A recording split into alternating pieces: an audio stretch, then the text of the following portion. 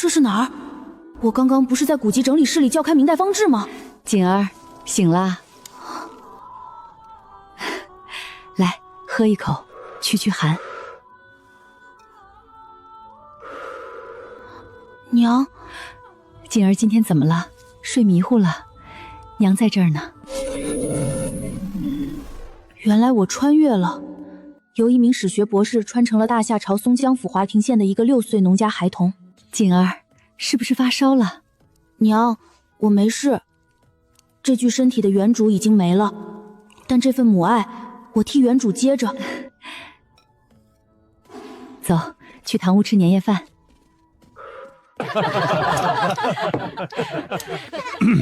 今年年成不错，咱们沈家能过个好年。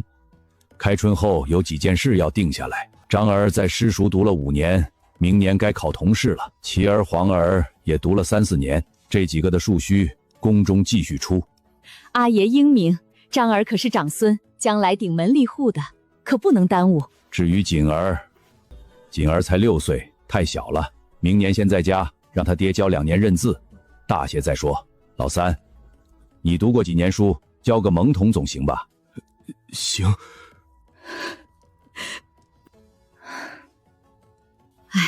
也是没法子的事儿，宫中银子就那么多，总得紧着大的先读。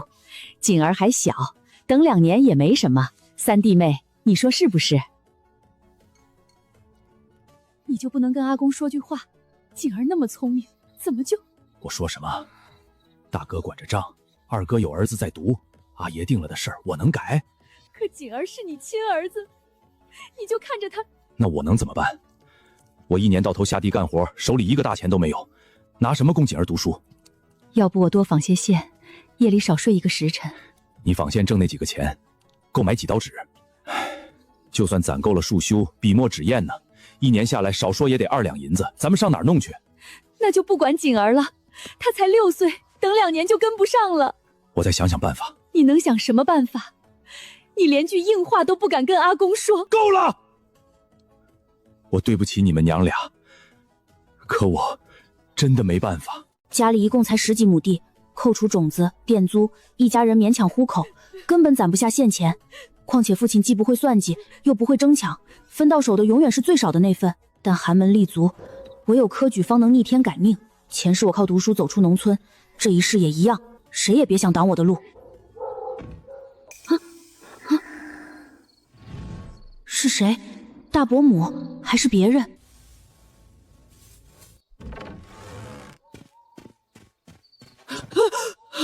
四弟，你吓死我了！你大早上跑我院子里干什么？四弟，我来告诉你件事儿。什么事儿？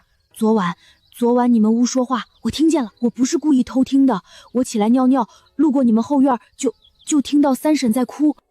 四弟，大伯母太坏了，我听她跟我娘说过，等把你们3房挤掉，下一个就是我。什么意思？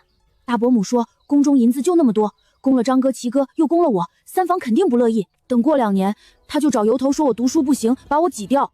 我娘昨晚哭了1宿，我爹气得直骂，可是又没办法。原以为只是大房和3房的矛盾，没想到大伯母连2房都算计在内。四弟，你那么聪明，有没有办法？我不想被挤掉，我想读书。你们放学后是不是在老槐树下歇脚？对，我们每天走到那儿都歇一会儿，背书给张哥听。他最大，说是替阿爷检查我们。好，从明天开始，你每天把背的书告诉我。告诉你有什么用？你又没去读书。你别管，照做就行。顺便，你背的时候大声点，让所有人都听见。人之初，性本善，性相近，习相远。苟不教，性乃迁。教之道，贵以专。昔孟母，择邻处，子不学，断机杼，窦燕山。前世读博士时，导师说过，真正的读书人不是把书背下来，是把书里的道理画进骨子里。幼儿学，壮而行。锦儿，你在念什么？阿爷，我在玩。玩？你刚才念的是《三字经》，什么幼儿学，壮而行？听堂兄们背书，听着听着就会了。你会背多少？人之初，性本善，性相近，习相远。勤有功，戏无益，戒之哉，以勉励。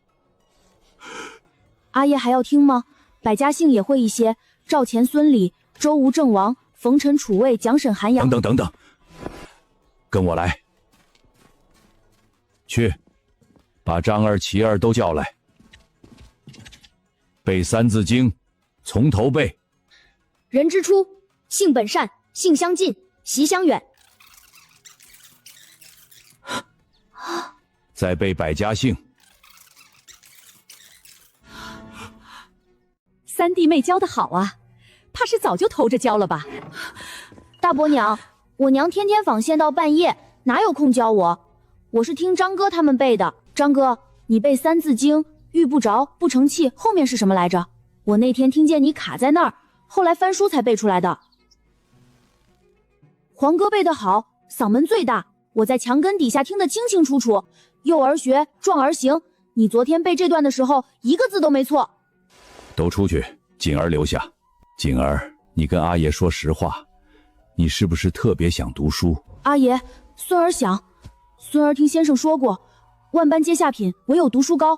孙儿将来想考功名，让阿爷阿奶穿绸缎，吃白米。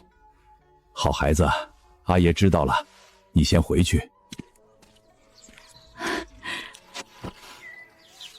娘，老头子，你真想供4个？银子从哪儿来？那孩子是块读书的料，不供可惜了。方氏那性子你又不是不知道，多供1个他能闹翻天。再说二房那边，让我再想想。看来阿爷动心了。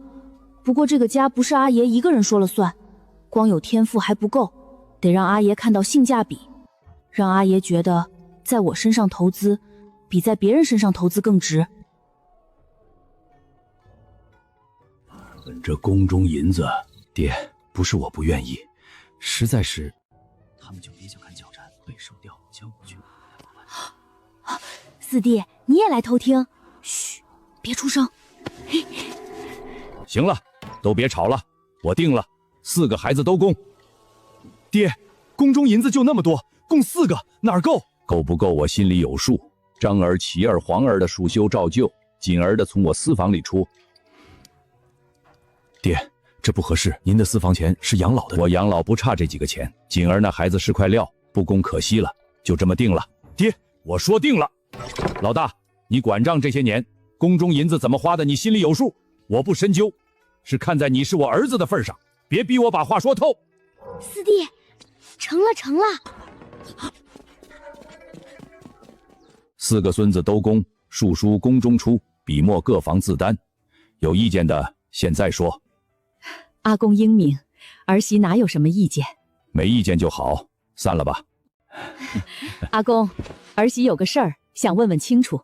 说。宫中出数书这个没说的，可笔墨纸砚各个房自担，3房1年能挣几个钱？3弟妹纺线那点收入够买几刀纸，到时候3房拿不出钱，锦儿的笔墨从哪儿来？总不能从宫中出吧？那对其他几房可不公平。这女人果然不会善罢甘休。大嫂这话说的，好像3房就活该读不起书似的。3弟妹纺线是不挣钱，可咱们几房不也都有进项？大哥管账，月钱从宫中出。我家那口子种地，年底能多分粮，就3房出力不少，分到的最少。如今好不容易供个读书的，笔墨钱还要挤兑人家。二弟妹，你这话什么意思？我不过问清楚，怎么就成了挤兑？问清楚。大嫂要真关心3房，不如先说说宫中银子每年怎么花的，账本拿出来让大家伙瞧瞧。你都给我闭嘴！方氏，笔墨钱的事不用你操心，锦儿的纸笔从我私房里出，你也少说2句。大过节的，吵什么吵？二伯母，今天谢谢您。谢什么？你是咱老沈家的孩子，读书是正事。再说，你大伯母那点心思，当我不知道，想把我家荒儿也挤掉，门儿都没有。二伯母，您放心，以后黄哥的事就是我的事儿。好孩子，有你这句话，二伯母就放心了。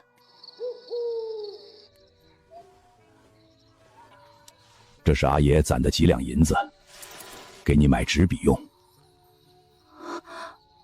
阿爷，这拿着。阿爷没本事，供不起你们几个都读书，只能帮你到这儿了。好好跟先生学，将来考个功名，给咱老沈家光宗耀祖。阿爷放心，孙儿一定不负您所望。从明天起，正式开始。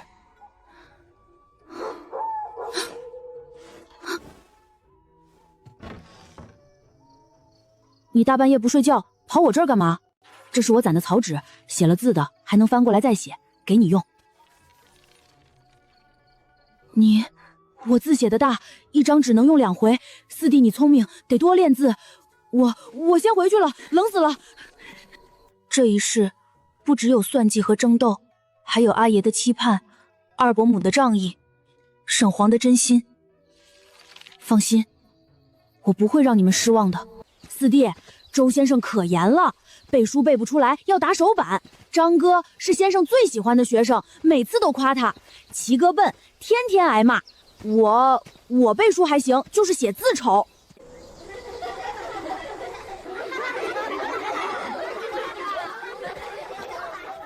哟，这不是三房那个小的吗？张哥，你弟弟也来读书了？什么弟弟？八竿子打不着的亲戚罢了。四弟，你别生气，张哥就这样，觉得自己是长孙，谁都看不起。没事。都坐好，今天有新童装，沈锦是吧？夫子，正是学生。坐下吧。下面检查寒假功课，沈章，你先来。子曰：学而时习之，不亦乐乎？有朋自远方来，不亦乐乎？人不知而不愠，不亦君子乎？沈琦。子曰：学而时习之，不亦说乎？有。伸出手来。有朋自远方来，不亦乐乎？人不知而不愠，不亦君子乎？今天我们讲昔孟母，择邻处这一段，大家跟我念：昔孟母，择邻处。昔孟母，择邻处。子不学，断机杼。子不学，断机杼。孟母3000，为的是给孟子一个好的环境。尔等读书也要选好伴，交友要谨慎。沈锦，你才来，不考你背书，你且说说昔孟母，择邻处这6个字是什么意思？不能答得太好，不然显得太妖孽；答得太差，又不符合我偷听几天就会背书的人设，得拿捏好分寸。回先生是说，古时候孟子的母亲为了给孟子找个好邻居，搬了3次家。那为什么要搬家？因为邻居不好会学坏，就像种地，地不好苗就长不好，把孟子放在好邻居旁边，他就能学好。好，这个比方打得好。种地要选好地，读书要选好伴，交友要选好人，就是这个理儿。有什么了不起？我也知道。沈章，你来说说孟母为什么要3000？因为原来的邻居不好。怎么不好？就不好呗。书上怎么写的？其舍近木，孟子嬉戏为木间之事，与曰助埋。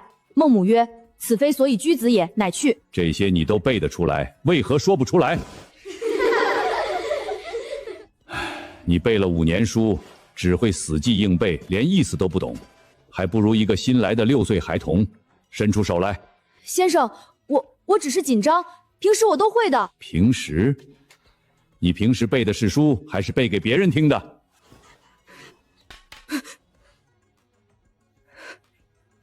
四弟，你太厉害了！先生从来没这么夸过人。张哥脸都绿了，你没看见他那表情，跟吃了苦瓜似的。四弟，我跟你说个事儿。什么事？我其实背不下来那么多。今天那段我背了1晚上才记住，早上起来又背了好几遍。张哥背的磕巴，可他认的字多，我认字慢，好多字记不住。你知道你为什么记不住吗？因为你只会死记硬背，没理解意思。就像你吃饭，光把饭塞进嘴里，不嚼咽不下去。背书也是一样，光把字念出来不想意思，记不住。明天开始我教你，先把意思弄懂了，再背就好背了。真的，四弟，你太好了！我回去告诉我娘，让她今晚给我煮个鸡蛋。锦儿，今天课堂里怎么样？还好，先生今天夸我了。夸你什么？讲书的时候我打了个比方，先生说好。再吃点。先生夸你了。嗯。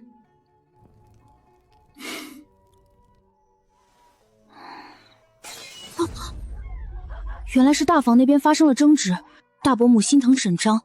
不过按大房的品性，这次沈章读书被比下去，他肯定不会善罢甘休的。四弟，今天先生讲千字文，寒来暑往，秋收冬藏，我老是记混。你看，寒来暑往就是说冬天过去，夏天来了；秋收冬藏是秋天收粮食，冬天藏起来。你想想咱家收庄稼的样子，是不是就记住了？我懂了，寒来暑往是换季，秋收冬藏是存粮。对，你再背一遍试试。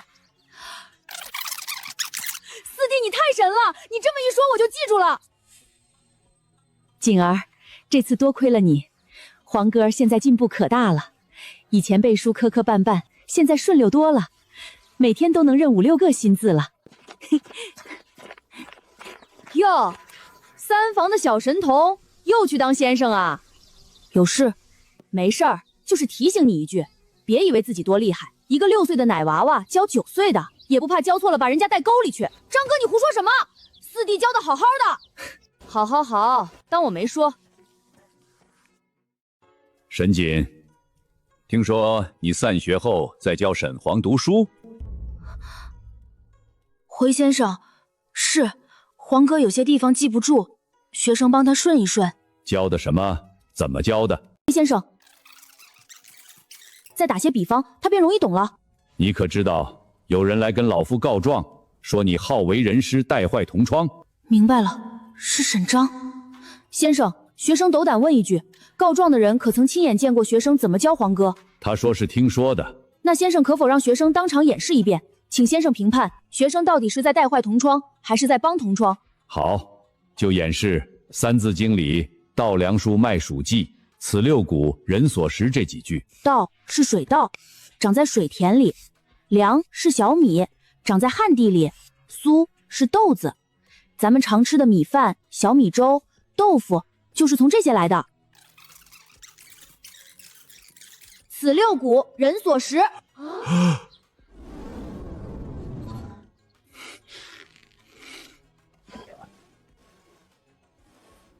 先生，您这是做什么？老夫教了20年书，今日才知道什么叫教学相长。你这法子比老夫高明。老夫这一医是替皇儿，也替所有的学子谢你。先生折煞学生了，学生只是瞎琢磨，当不得先生如此大礼。从今往后，散学后想跟着沈锦读书的都可以去，老夫腾一间杂物屋出来给你们用。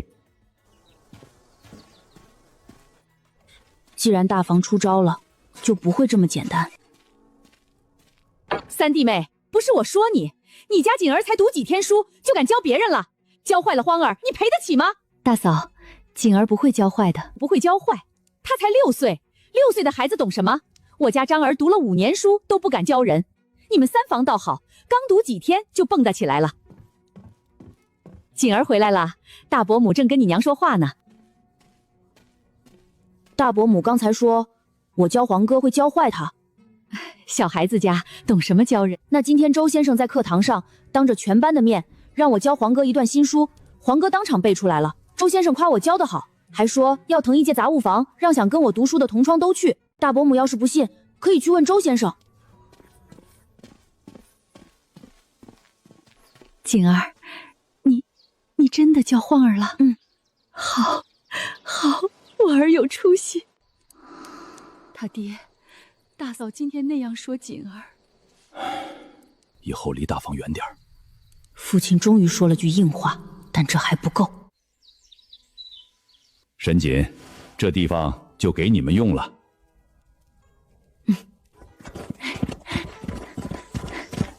沈锦，我们能来吗？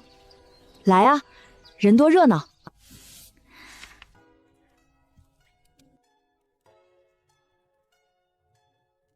大家回去好好温习，月底小考，考得好的有奖励。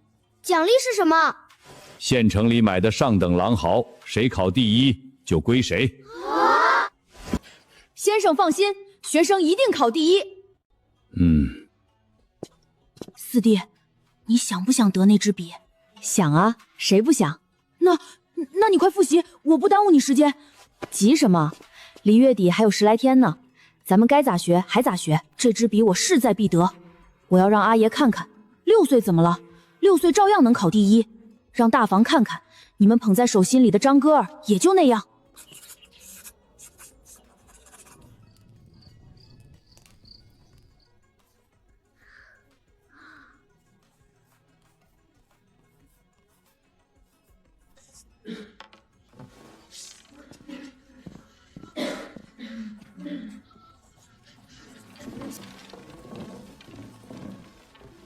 这次小考第1名沈锦，第2名沈清，第3名沈黄，第4名刘德全，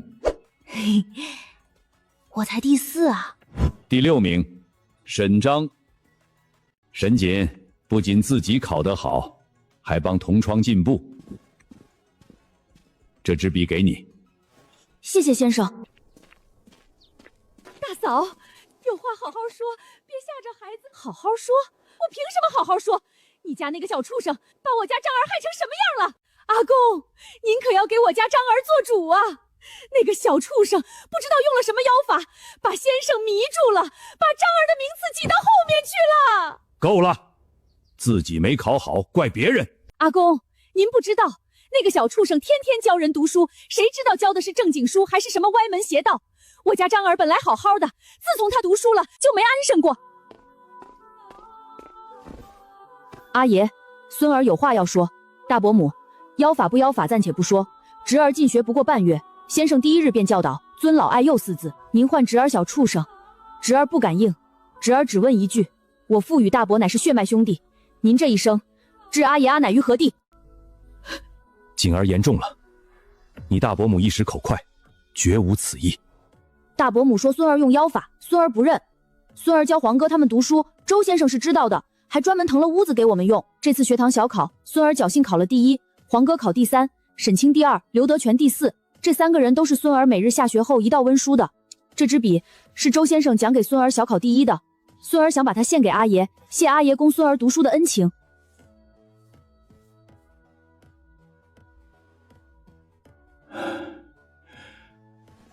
好孩子，起来！你听见了？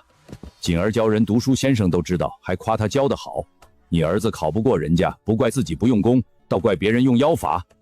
你们倒是给我说说，什么妖法能把人教成第2名、第3名、第4名？爹，是张儿自己不争气，回去我教训他。都下去吧。老大，管好你媳妇，别整天闹得家宅不宁。咱们沈氏宗族也曾是名门望族，没出过什么妖啊怪啊的，也别从他嘴里生出这些是非来。锦儿，你留下。锦儿，跟阿爷说实话，你真的考了第1。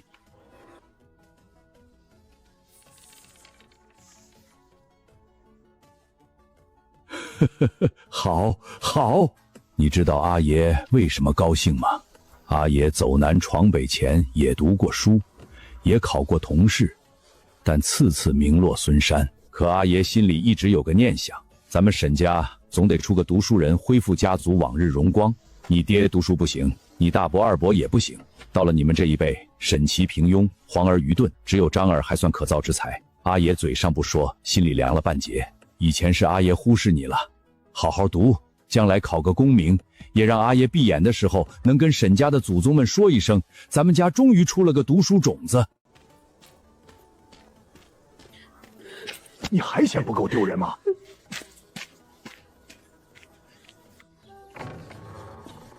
锦儿，你吓死娘了！娘，没事儿，儿子考了第1，您该高兴。高兴，娘高兴。阿爷的天平开始倾斜了，但这条路才刚刚开始，爹娘的性子，三房的处境，都要一点点改变。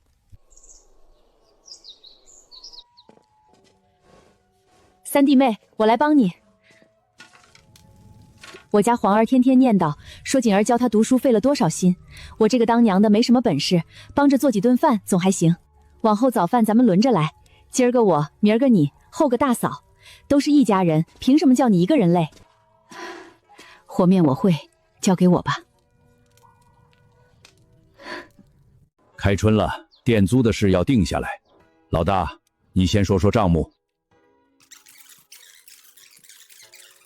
各处田亩收成，佃户上缴租粮，宫中各项开销都在这儿了。叔和，你怎么看？我听爹的。我问你怎么看，不是让你听我的。三弟，爹问你，你就说呗。种地的事儿你也在行，有什么说什么。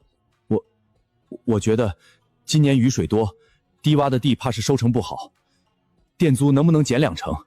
不然佃户扛不住，明年就没人租了。地荒一年亏的是咱们，减2成，宫中收入本来就紧。老大，叔和说的有道理。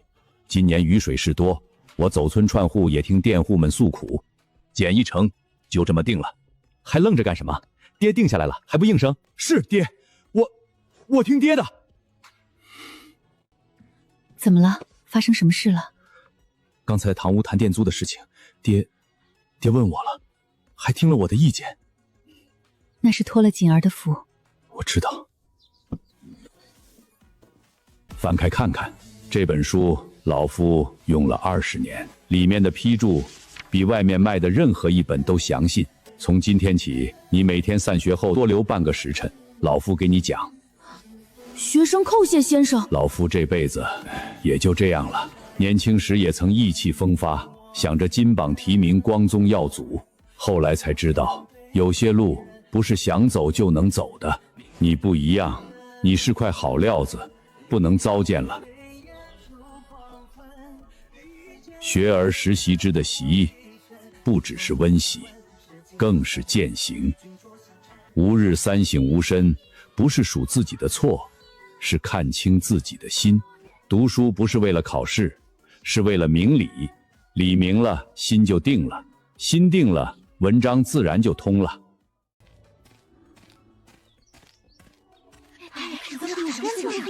怎么了，四弟？听说了吗？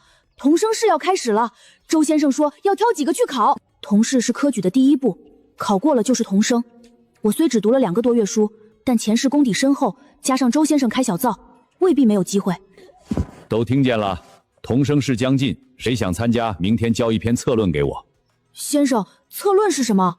就是让你说说怎么治国平天下。农为天下之本，民生根基，古今治乱皆系于田亩之间。先生，这是学生的策论，请先生批阅。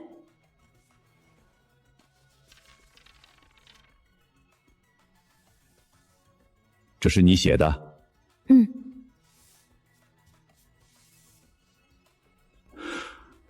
你过来。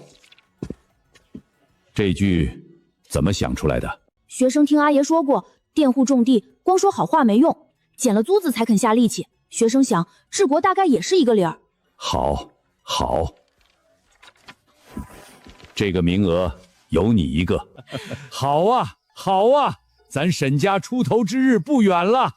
孙儿争气，得给锦儿做件新衣裳。娘，都是那个沈锦，要不是他，我也不会被比下去。还有沈黄、沈清那几个，从前哪个比我强？现在一个个爬到我头上。急什么？娘有办法。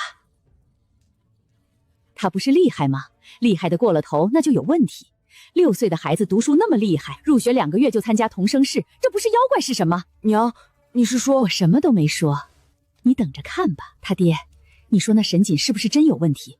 才6岁，读书那么厉害，这不是妖孽是什么？别瞎说，人家是聪明。聪明能聪明成这样？他蹲在墙角偷听几天就会背书，不就是妖怪附体？正常人哪有这样的？这次要是让沈锦考中童生，家里还有咱们张儿的位置，你没发现还是怎的？阿公现在越来越听老三的了，老三也读过书，也能管账。我听说隔壁村的刘神婆专门看这些邪事，请他来家里走一趟，要是真有问题，把那妖孽赶出去一了百了。你疯了？请神婆？爹知道了能饶了你？那怎么办？这几天我受够了。你没看见刘氏对林氏那个热乎劲儿？林氏走路都带风。要是让阿公把账交给三房，二房肯定站他们那边。这些年账上那些窟窿，你以为盯得起茬？这些天你多在村里走动走动，既然要动，就得一击毙命，三人成虎，这话你听过吧？我现在就去。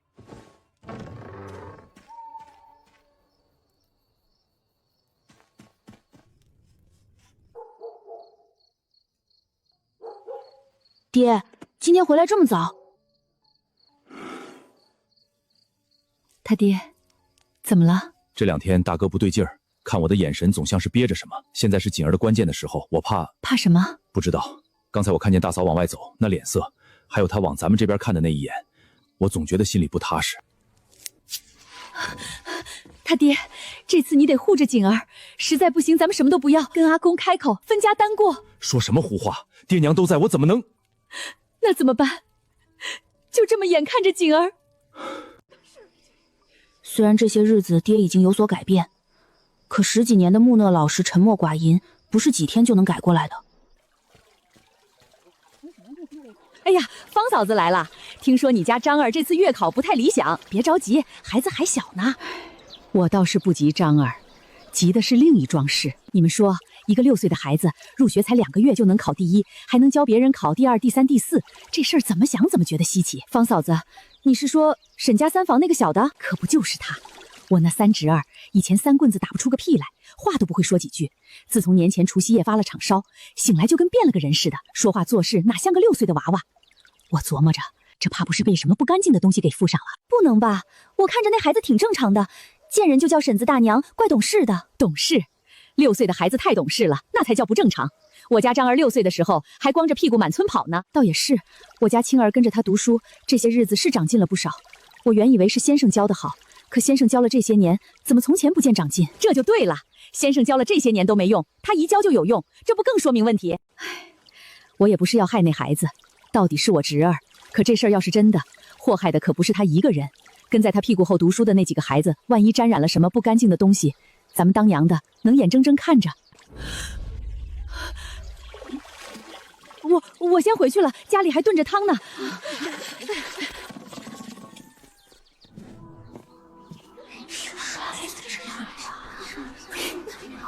听说了。你怕不怕？学生没做亏心事，不怕。好一个没做亏心事！可你要记住，这世上很多时候不做亏心事也怕鬼敲门。这世道人言可畏，你挡了别人的路，别人就要踩你下去，踩不下去就想办法毁了你。你打算怎么办？先生，童生试还有多久？半个月。半个月后，如果我考中了呢？如果考中了童生，6岁的童生那就是神童，是沈家祖坟冒了青烟。到时候那些说他是妖怪的人自己就会把话咽回去。好好准备。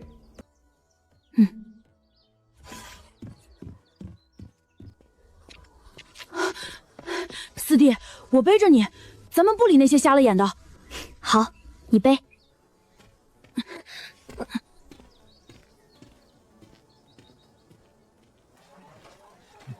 那沈家三房的小子指定是妖怪变的。你想啊，6岁的娃娃哪有那样的？可不是，我听说他娘生他的时候费了不少功夫，差点没顺过来，也难怪大家觉得稀罕。可怜沈老三，老实巴交一辈子，生出个妖怪来。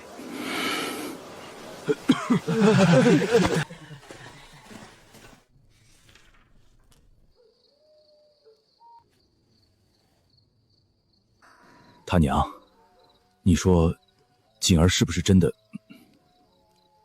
你也这么想？我不是那个意思，我是说，外面那些人那么说，会不会对景儿不好？今天我去井边洗衣裳，钱嫂子见了我跟见了鬼似的，拉着筐就走。还有刘三家的，以前见了我还打个招呼，今天直接绕道走了。他们说，跟着景儿读书的孩子都被妖术害了。狗儿现在天天被他娘关在家里，不让出门。青儿被他爹打得下不了炕，还在炕上哭着喊着要来。他爹，你说，咱们景儿做错了什么？今天二嫂偷偷来找我，说外面那些话都是大嫂传出去的。她说大嫂这几天天天往村里跑，逢人就说咱们景儿是妖怪。二嫂让我小心点儿，说大嫂既然动手了，就不会只动嘴。大嫂，你去哪儿？你去哪儿？去找他说理，他凭什么这么说我儿子？我儿子哪里得罪他了？你去吵，只会让人觉得咱们心虚。你以为大嫂会说是我说的？她只会说你欺负她，说三方仗着儿子考了第一，就不把大房放在眼里。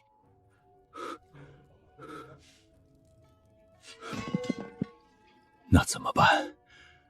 就让他们这么糟践锦儿。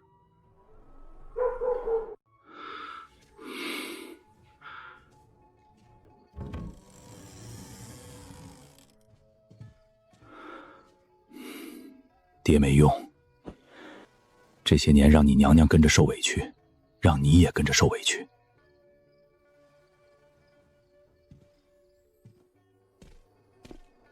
我不管你是谁，你是我儿子，这就够了。谁敢动我儿子，我跟他拼命。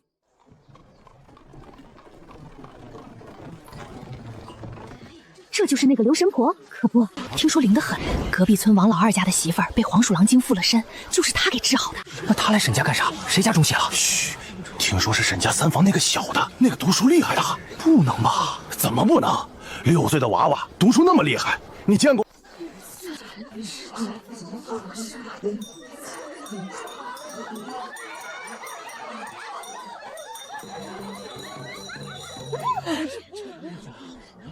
你就是那孩子的爹，来得正好，我正要找你。你家里有妖气，我离这2里地就闻见了。那孩子不是凡人，是被不干净的东西附了身。要是不赶走，你们全家都得遭殃，连带着整个村子都得倒霉。对，赶走他，这种妖孽不能留。可怜沈老三，老实巴交一辈子，生出个妖怪来。你说我儿子是妖怪？不是我说的，是老天爷给的征兆。6岁的娃娃读书那么厉害，不是妖怪是什么？那你给我说说，他害过谁？他偷过谁？他做过哪件对不起人的事儿？三弟，你别这样，刘仙姑也是好心。大嫂，你今天才去请的他，他才进村见过我儿子几面。他知道我儿子每天几时起床，几时睡觉。他知道我儿子看书看到多晚。他知道我儿子教别人读书没收过1文钱。你说我儿子是妖怪，那你拿出证据来。你拿不出来，今天别想走。对呀，这老婆子说的到底是不是真的？我够了！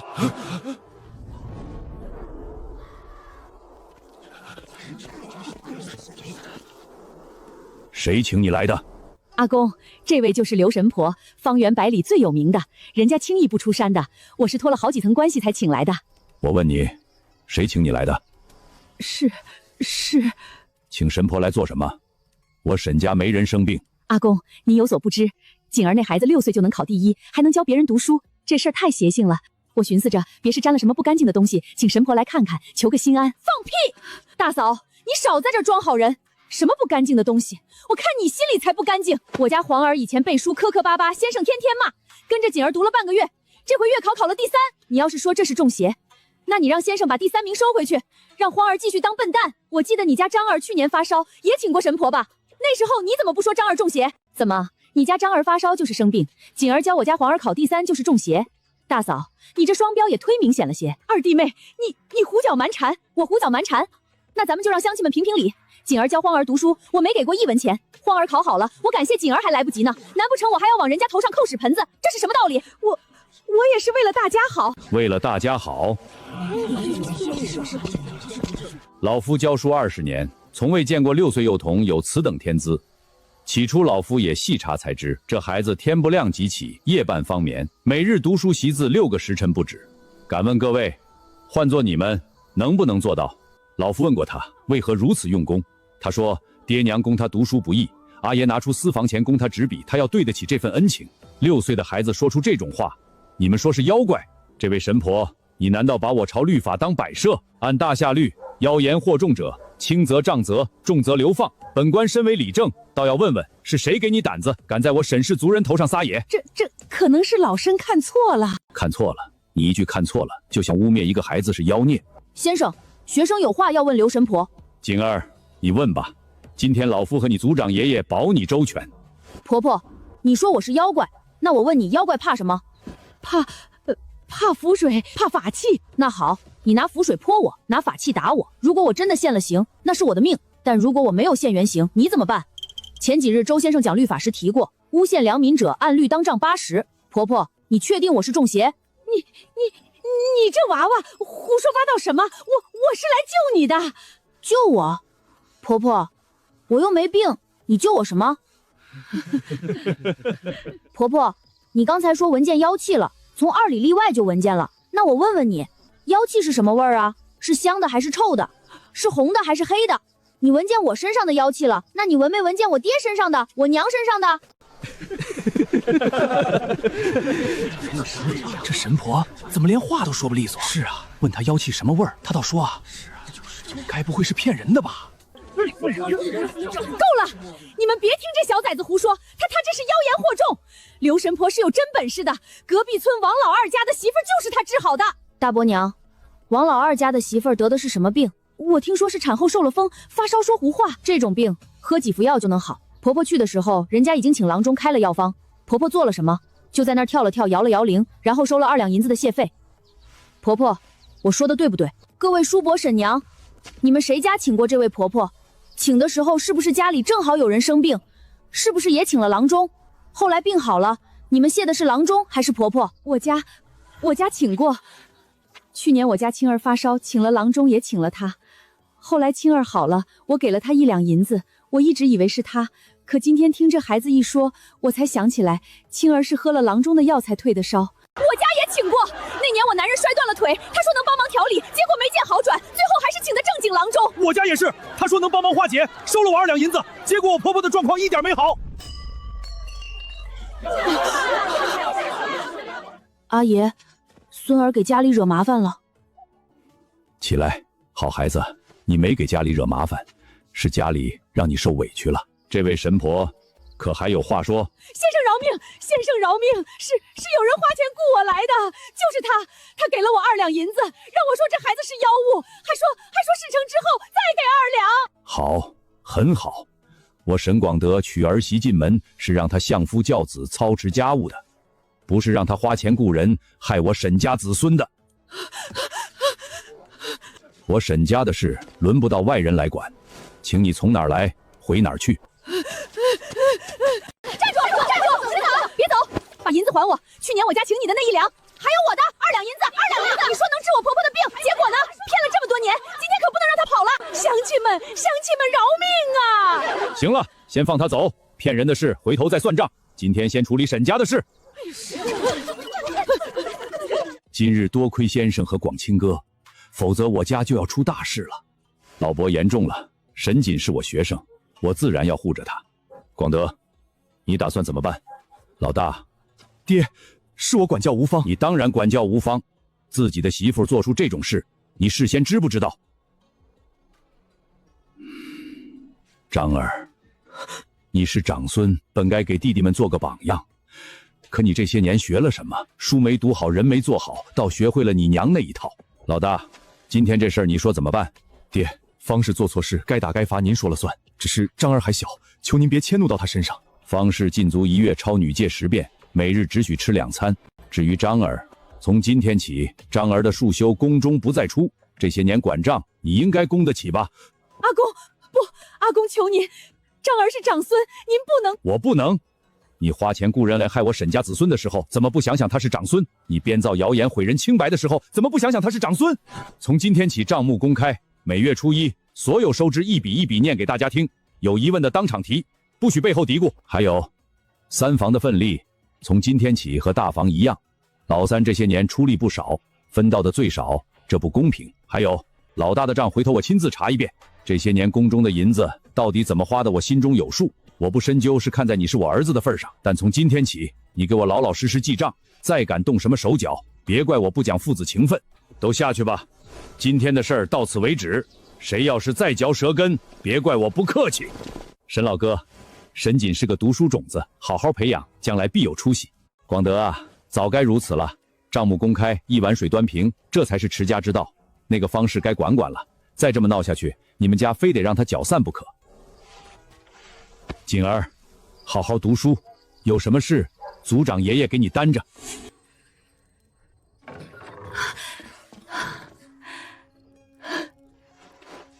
娘，我没事。是爹娘没用，让你一个人挡在前头。娘，你和爹待我极好，爹今天站在那婆子面前一步都没退，那些话一句一句问出来，比什么都管用。你们护住我了。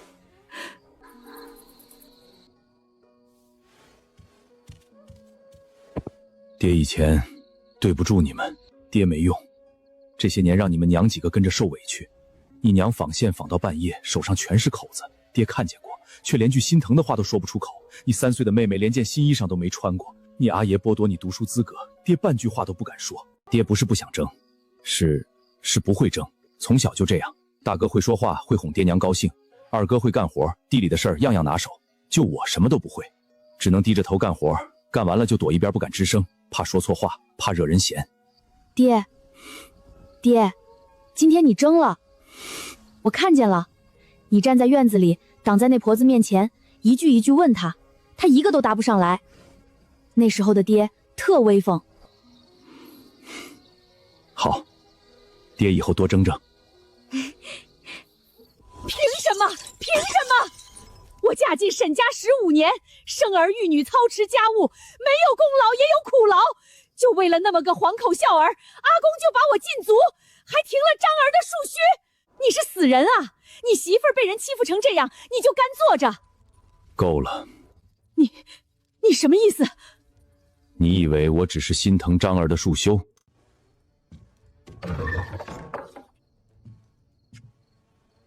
爹明天要查账了。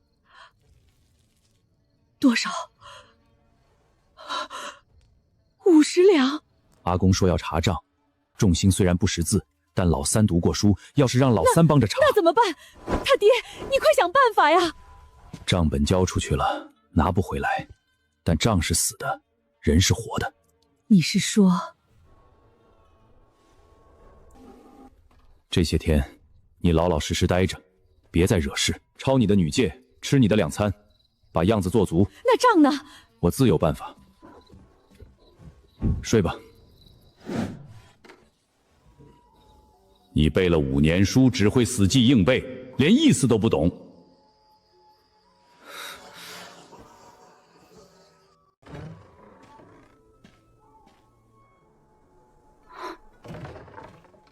吃饭了吗？灶房有粥。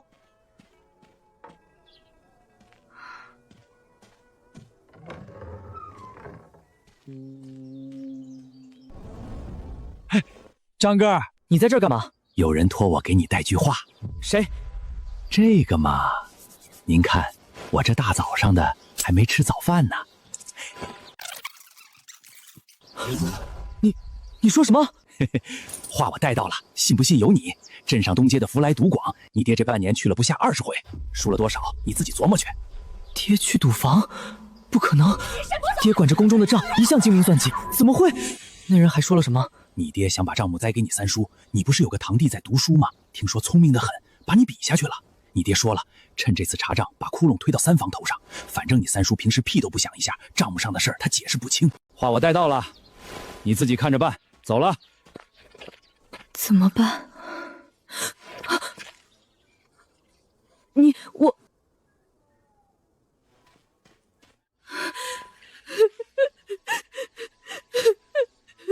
老三，你来看看，你读过书，认得字，比你二哥强。今天账目的事儿，帮着看看。爹叫你呢，愣着干啥？三弟，慢慢看，别急。店租收入，去年秋收后入账23两7钱，腊月20支出2两，用于什么？三弟，怎么了？大哥，这几笔支出我怎么不知道？什么支出？腊月20 2两，说是给我买年货的，可我没收到过年货。腊月21 3两5钱，说是给娘看病的，可娘那阵子没病。11月初8 1两8钱，说是给我家修屋顶的，可我家屋顶没修过。还有10月的、9月的，一共12笔，加起来17两4个钱。三弟，你是不是看错了？你看，这上面写的是三房，可不是三弟。三房是你，可这支出未必是给你的，可能是给你家媳妇儿的，可能是给景儿、兰儿的，你记不清而已。你看这儿，11月初8修屋顶，你可能不记得了。你家那屋顶前年漏过雨，去年又漏了一次，你媳妇儿不是跟人念叨过，也许是她找人修的，没告诉你。三弟，我知道你这些年不容易，分到的东西少，心里有怨气。可账就是账，不能因为你觉得没收到就说账不对。你看这上面每一笔都有你按的手印。我没按过，我没按过这个。三弟，你这些年喝酒不多，可偶尔也喝。去年腊月20那天，你不是在镇上喝了2杯吗？回来还跟人念叨说年货买贵了，这手印可能就是那天按的，你不记得了而已。够了，老大，你说这些账都是三房支的？是，爹，每一笔都有手印，错不了。老三，你说你没支过？我真的没支过，我不骗您。锦儿，进来。你看看，这是你爹的手印吗？阿爷，我有话说。张儿，你来干什么？出去！阿爷，孙儿有话说。说。阿爷，那些手印是我爹找人按的。阿爷，那些账不只是这2笔，我爹这些年从宫中拿了不少银子，他去赌房输了很多。张儿，你胡说什么？去年冬天他输了20两，把娘陪嫁的1对银镯子当了。今年开春又输了50两，这回他想趁查账把窟窿推到三叔头上。老大，你儿子说的是真的？好，很好。我沈广德活到这把年纪，今天才知道，我养的好儿子不但会贪家里的钱，还会去赌，还会栽赃自己的亲弟弟。广清哥，按族规，这事儿该怎么处置？贪没宫中钱财，按族规杖20，追赔所贪之数，永不长家财。至于去赌坊，那是犯法的，要是报官，就不是杖20的事儿了。爹，我错了，我一时糊涂，求您看在父子情分上饶了我这一回。阿公您不能啊！伯昌他是咱们家的长子，要是杖20他还能活吗？杖儿才13，您让他以后怎么做人？张儿，你起来，你今天能站出来说实话，阿爷记着，你爹的事是他自己造的孽，跟你没关系。老大，我给你2条路，第一条按族规办，杖20，追赔银子，从此账房的事你碰都别碰。第2条分家，你拿走的那些银子就当是你分家的那份，从今天起你们大房自己过，宫中的钱跟你们没关系。阿公不能啊，我们不分家，伯昌他错了，您怎么罚都行，求您别分家。不分家也行，那就按族规办，杖20，追赔银子，账房的事从此交给老三，你们大房以后就老老实实过日子，再敢动什么手脚，别怪我不讲情面。我选第一条。当家的，你疯了！20张你不要命了！舒和，从今天起，账房的事你管，不会的慢慢学，众星帮衬着。还有锦儿，那孩子脑子好使，让他也学着。爹，我管。跪下，我沈家祖上也曾是松江府的体面人家，你曾祖那一辈还出过举人，后来败落了，可败落的是家业，不是家风。你爹我走南闯北20年，挣的每一文钱都对得起天地良心。我教你识字，教你算账，教你做人要本分。可你呢？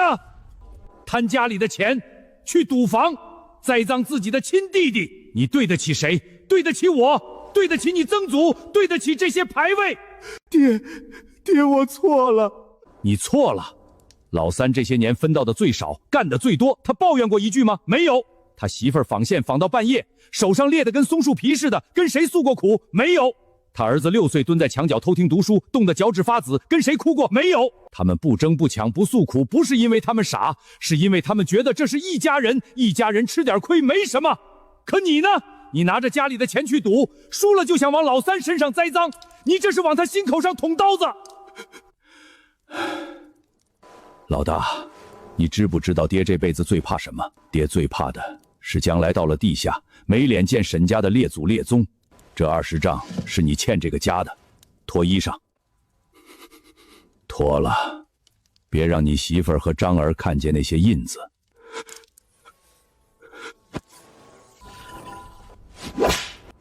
剩下的10张我给你记着，你要是再敢动什么歪心思，新账旧账一起算。出去吧。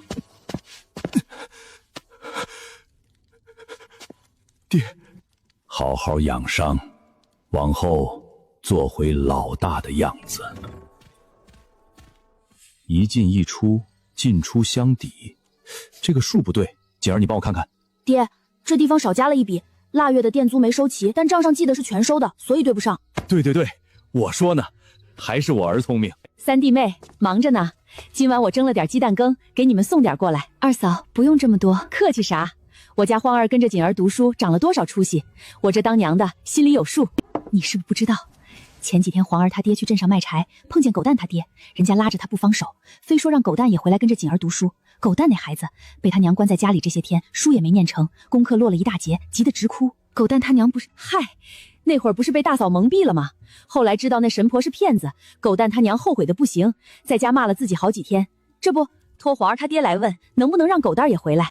让他来吧，功课落下的慢慢补。我就知道锦儿是个大度的，回头我告诉狗蛋他娘，让他明天就把孩子送来。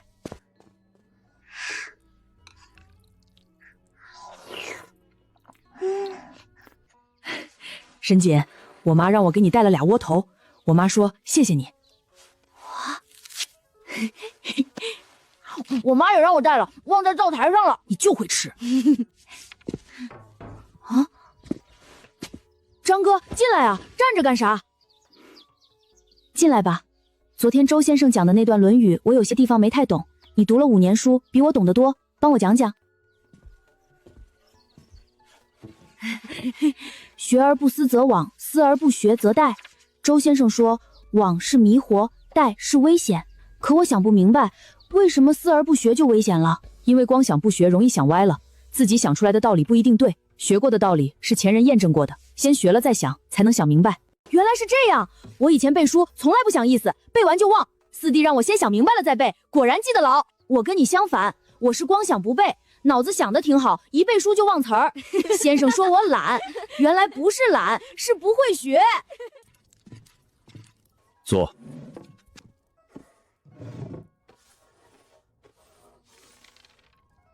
你这些文章，老夫看了3遍。第一遍看觉得惊艳，6岁的孩子能写出这样的文章，老夫教了20年书没见过。第2遍看觉得疑惑，有些句子不像是这个年纪能写出来的。第3遍看，老夫想明白了，你不是这个年纪的孩子，至少不只是。老夫不管你是什么人，老夫只知道你是我的学生，这就够了。先生，不必说，有些事说出来反而不美，你只需记住，往后写文章稍微收着些，太锋芒毕露容易招祸。这是老夫年轻时托人抄录的，里面记着县市、府市、院市的各种规矩，什么时候进场，带什么东西，怎么答卷，怎么避讳，怎么应对考官。你拿回去好好看，你文章底子好，经义也通透，如今缺的是对考场的熟悉。童生是不难，但你只有1次机会，考过了就是童生，考不过就得再等3年，3年太久，你的路不能耽误在第1步上。还有一件事，沈章那孩子你怎么看？他能回头不容易。那孩子读了5年书，底子是有的，只是被他娘惯坏了，这些年只知道争强好胜，不肯踏实用功。可他能当着全家人的面站出来指认自己的爹，这份心性难得，你多带着他，他能走到正路上，对你对沈家都是好事。学生明白。你知道县学吗？县学？各县都有官学，考中童生后可以进县学读书。县学里有离善生、增广生、副学生。离善生每月有厘米，不用交数须，还能领笔墨钱。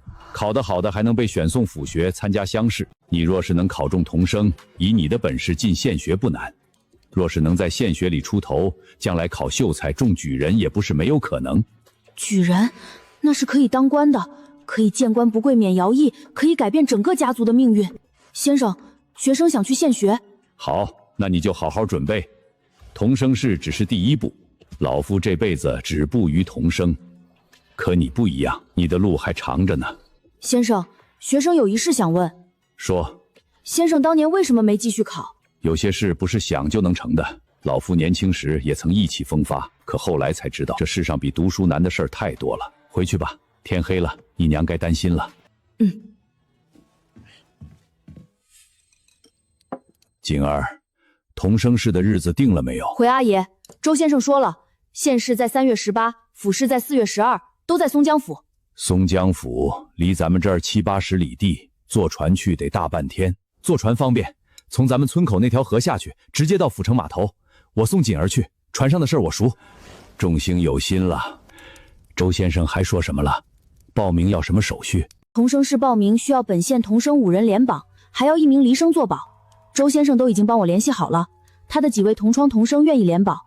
县学里一位离生是周先生的旧识，也答应了。阿爷，还有一件事。说。报名费、保洁费、卷费加起来，县市要2两1钱，府市要多些3两5钱，再加上路上的盘缠住店的钱，统共得10两往上。要不我多开几亩荒地，种些豆子，秋天卖了能换几个钱。我那对银镯子还能当几个钱？我那对镯子是当年陪嫁的，虽说没戴过几回，但也值个2、3两，当就当了，等以后锦儿考中了再赎回来就是。老三，你想说什么？爹，我这些天管账，把去年的收支理了一遍，宫中银子有一些结余的。多少？13两7钱。往年账上总是紧巴巴的，我仔细看了才发现，有些支出是不该花的。这些结余按理说是宫中的，可锦儿读书是咱家的大事，我想着能不能从宫中支一些。老二，你怎么看？我没意见，锦儿是咱老沈家的孩子，读书是正事儿，宫中的银子用在正事上应该的。我没意见。好，难得你们兄弟3个今天都能说到一块儿去。老三，这些天管账管得不错，这是我攒的私房钱10两整，本来是留着养老的，现在拿出来给锦儿考试用。别推，阿爷老了花不了几个钱，你考上功名比什么都强。阿公，这个也带上，当些银子，路上宽裕些。二伯母，这使不得。什么使不得？你这孩子给皇儿交了那么多，我没给过1文钱，这对镯子就当是束修了。你要是不收，就是看不起二伯母。老三，这事儿你办，当了银子跟宫中的结余凑一块儿，给锦儿备着。阿爷，这银儿孙将来一定加倍还上。傻孩子，说什么还不还的？你好好考，考上了就是对阿爷最大的还。放心，我不会让你们失望的。四弟，睡了吗？这是我攒的过年压岁钱，平时买糖的钱，还有我娘给的零花，统共123文，你拿去用。别推，你要是推，我就告诉我娘，说我四弟看不起我。那我回去了，冷死了。科举这条路3年1科，就算一路顺风顺水，考中举人也得7、8年。这7、8年里，家里也不能一直勒紧裤腰带供我，得想个法子让银钱自己生银钱。不过我一个6岁的孩子，谁会和我做生意？就算凭借前世的记忆写画本、画插图，估计也没人信是我自己写的。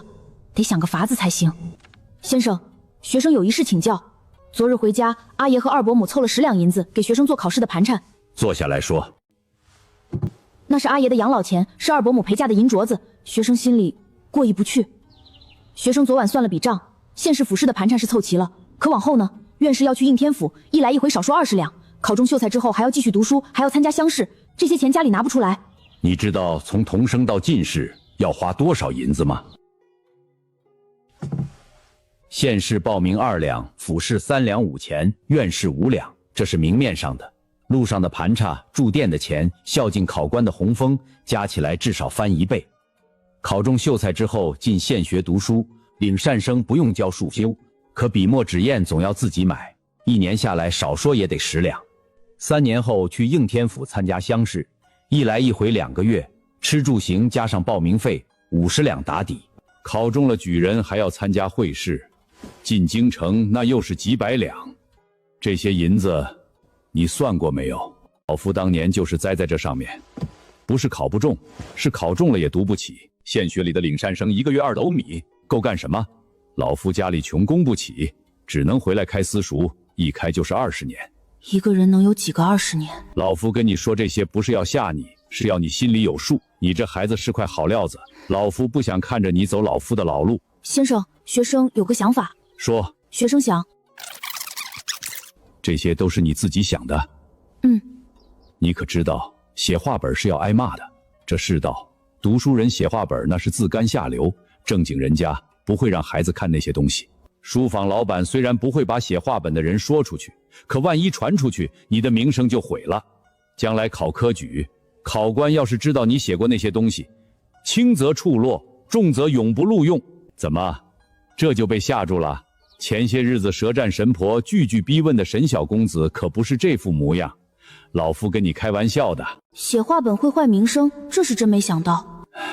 你这想法不是全不行，方才说的插图倒是一条路，带插图的启蒙书市面上有不少，那些画工大多是书方雇的匠人，你要是能画，可以托人卖给书方，说个假名，这样既得了银子，又不坏名声。先生，学生才6岁，就算画出来，书坊的人会信吗？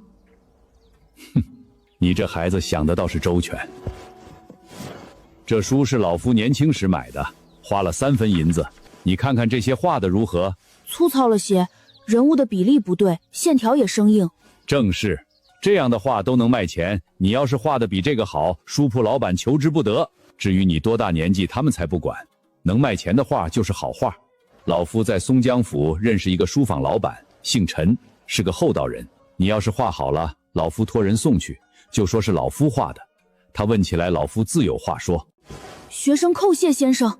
老夫这辈子也就这样了，名声不名声的无所谓，你还小，路还长，得干干净的走。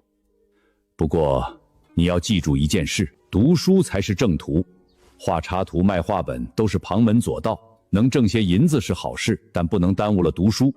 现实在即，这些日子先把心思放在正事上。这些日子老夫给你拟了几个题目，你拿回去练练手，写完了送来，老夫给你批。谁？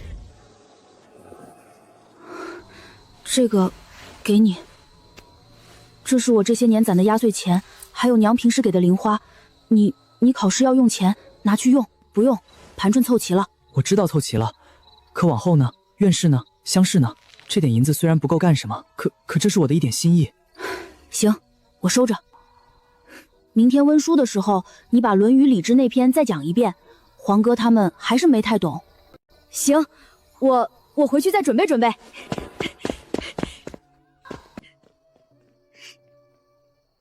离县试还有10天，从今天起，老夫每天抽1个时辰，专讲考场规矩，你们好好听着，一句都不要漏。县试规矩繁多，报名需填履历。你们知道县试最怕什么？怕紧张。紧张尚在其次，考场最忌水土不服，身心俱疲，心神慌乱，则脑中无物。这几日尔等清淡忌口，早睡养气，应是当日适度饮食，防寒稳心，方能从容落笔。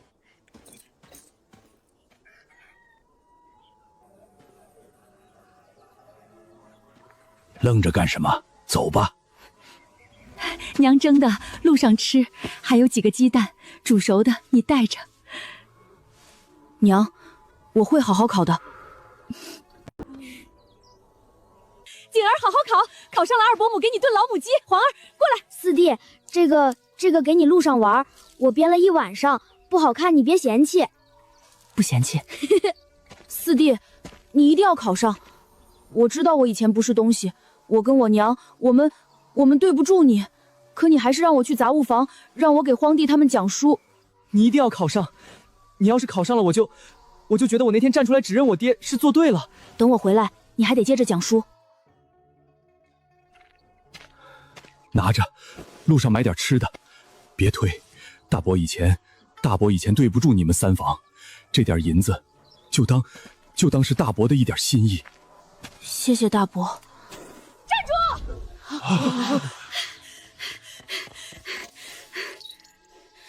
拿着，别以为我是对你好，我是怕你考不上，丢咱们老沈家的脸。考上之前别回来，听见没有？你要是考不上，回来我就。谢谢大伯母，侄儿记住了。哼，好好考，别给我丢人。走吧，再磨蹭，太阳都要升高了。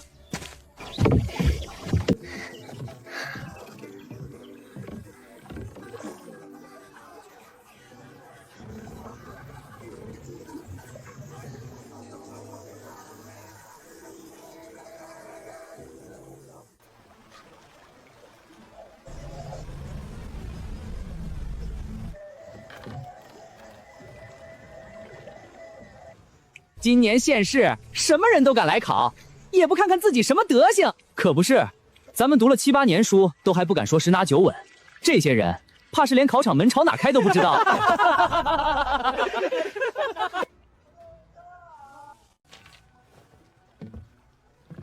不知天高地厚也是常有的，以为认得几个字就能考童生，也不想想咱们松江府多少年没出过10岁以下的童生了。冯兄说的是，县试3年2考，每次几百号人，能过的也就20、30个，那些40、50岁的老童生都考不过，他一个6岁的奶娃娃。本朝开国至今，松江府出过的最年轻的童生是太祖年间的张学士，当年9岁、6岁。哼，便是那神童张学士转世，怕也不敢夸这等海口。这位冯兄读了几本书，背过《大学》吗？大学自然背过，开蒙第1本就是。那请教冯兄，大学之道在明明德，这2个名字是一个意思吗？在亲民，朱子注曰：“亲当作心。”为何要改？亲民与亲民差在哪里？冯兄背了8年书，连大学首章3句话的意思都说不明白。我读了2个月，倒还记得些。几位兄台，船好，衣裳好，书童好，可这学问……你少在这妖言惑众，这些刁钻问题算不得真学问。物有本末，事有终始，知所先后，则近道矣。冯兄，这句话也是大学里的。你说我这是刁钻问题，那你给我讲讲，什么是本，什么是末，什么是先，什么是后？你敢报个名字吗？沈锦，松江府华亭县沈家庄人，县试考场上自会相见。锦哥厉害，我乘船30年，头一回见人吵架吵得这么解气。对，解气，太解气了！你没看见那几个小子脸都绿了，尤其是那个摇扇子的，脸跟霜打的茄子似的。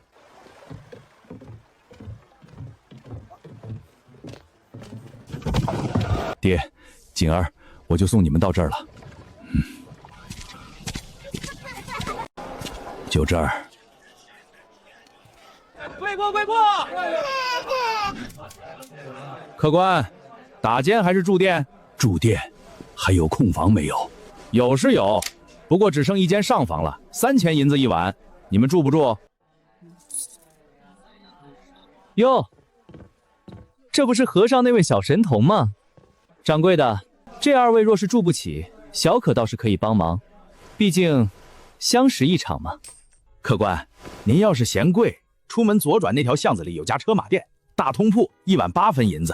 就是小神通。和尚那会儿你不是挺能说的吗？怎么这会儿不吭声了？就是，刚才在和尚那可是一套一套的，把咱们冯兄问的住不起上房就直说，装什么读书人？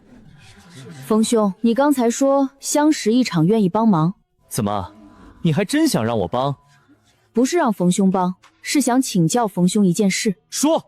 冯兄读的书多，想必认得这几个字，那冯兄给我讲讲“童叟无欺”这4个字是什么意思？童叟无欺就是不骗小孩和老人。那宾至如归呢？就是让客人像回到家一样。你问这个干什么？掌柜的，小子斗胆问一句，您这客栈的规矩是做给谁看的？童叟无欺是不骗小孩和老人，小子6岁是童，我阿爷63是叟。您方才报的3000银子，是真的没欺我们，还是看我们穿着破旧故意抬价？冯兄方才说要帮我们付房钱，小子多谢冯兄好意，只是冯兄这银子是打算帮我们付多少？1晚、2晚，还是住到考完？冯兄不说话，是还在算账吗？那小子帮冯兄算一算，限时还有3天，加上今天一共要住4晚，4晚1两2000银子，再加上吃饭，1天2顿算1000银子，4天4000，统共1两6000。冯兄方才抛的那锭银子约莫2两，正好够。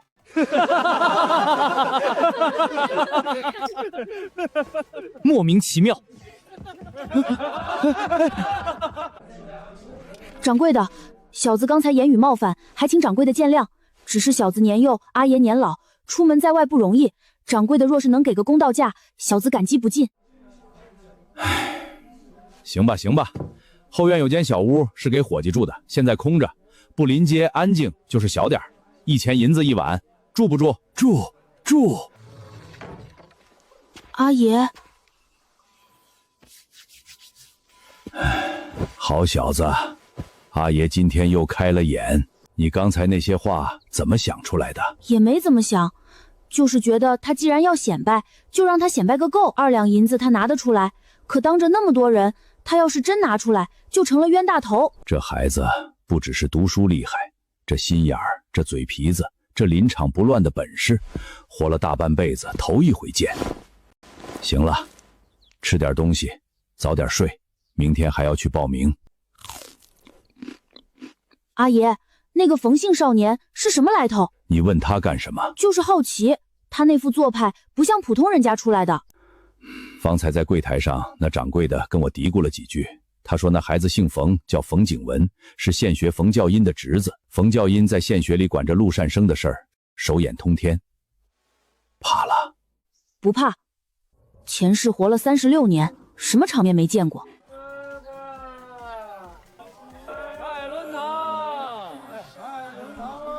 就是这儿了，县试就在里头考。小兄弟，也是来认考场的？正是，兄台也是。在下姓陈，单名一个谦字，华亭县北边陈家村的。头一回考，心里没底，先来认认路。小兄弟厉害，我6岁的时候还在村里和泥巴玩呢。锦儿，慢慢看，不着急。阿爷。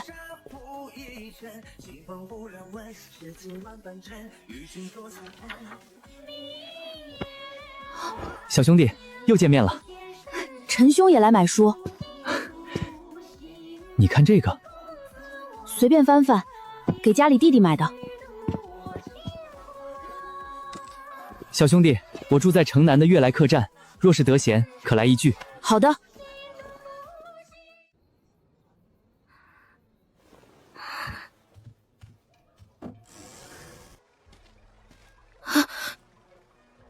这大半夜的，一个孩子独自站在河边。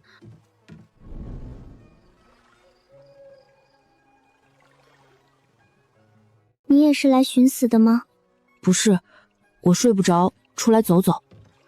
你呢？你来干什么？我也不知道。我阿娘死了，阿爹又娶了，新阿娘有了新妹妹，家里没有我的地方了。我没有家了。拿着，买点吃的。你为什么要帮我？因为我娘纺线到半夜，手上全是口子。因为我阿爷拿出养老钱供我读书。因为有人把裴家的耳环塞给我，嘴上却说别给我丢人。你回去，活着。你娘在天上肯定希望你活着。你叫什么名字？沈锦，松江府华陵县沈家庄人。我叫阿恒，我会还你的。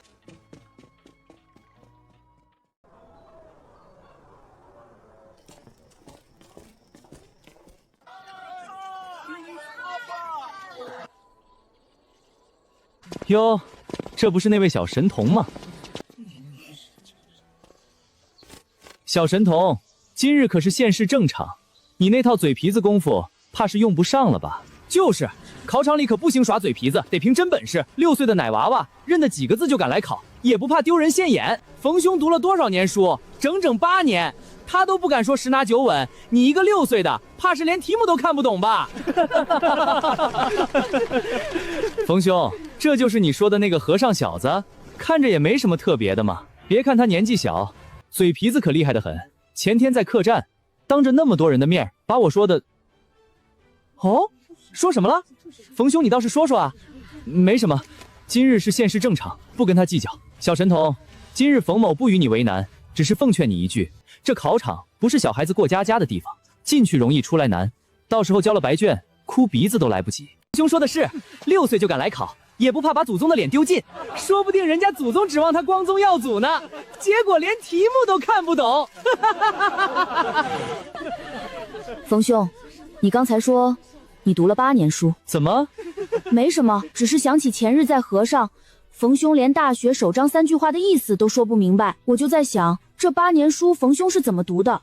冯兄方才说考场里要凭真本事，这话我同意，只是不知道冯兄的真本事是背了8年书，连明德清明都讲不清楚，还是仗着家世，带着2个跟班到处欺负人。几位兄台方才笑得开心，想必也是读书人。小子斗胆问一句，大学首章，朱子注曰明，明之也。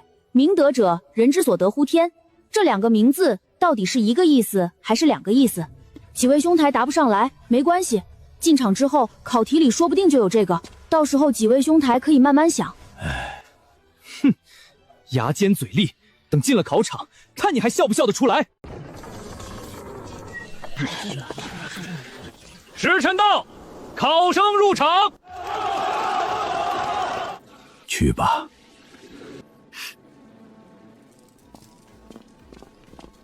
行。6岁。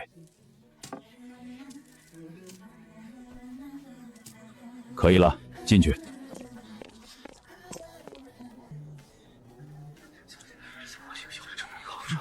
姓名：籍贯。沈锦，松江府华亭县沈家庄人。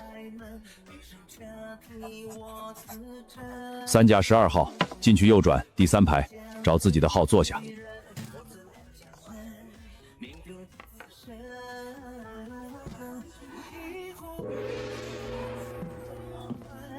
本官王世杰，华亭县县令。今日县事由本官主持，科场规矩本官不说，你们也清楚。夹带者必落，传递者必落，交头接耳者必落。谁敢以身试法，莫怪本官不讲情面。时辰到，开考。四书文2道，诗帖诗1道，题目不难，都是先生反复讲授的内容。连日熬夜苦读，6岁的身体终究是难以支撑。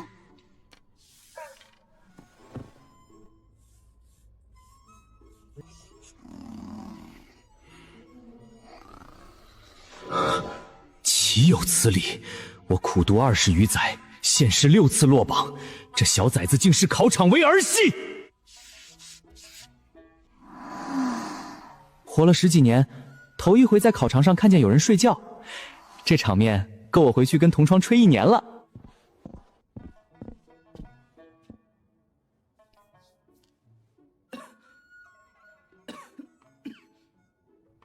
喂，醒醒！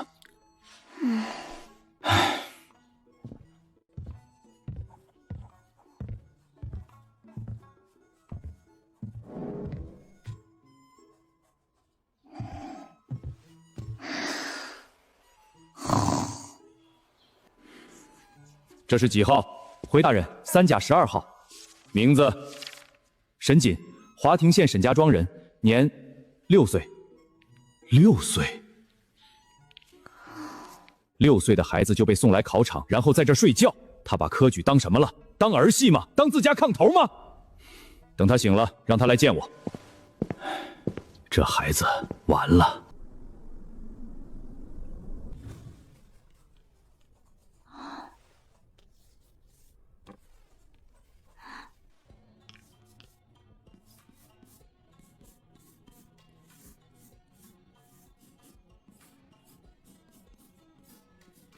春日迟迟日，风光次第披。柳田莺语早，花外蝶飞迟。书气催黄鸟，晴光转绿林。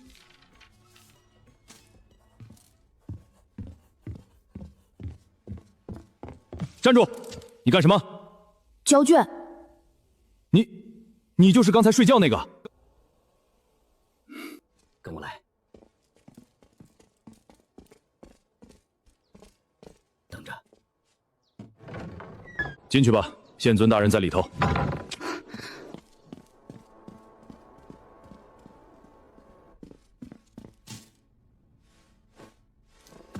学生沈锦叩见县尊大人。你就是那个睡觉的？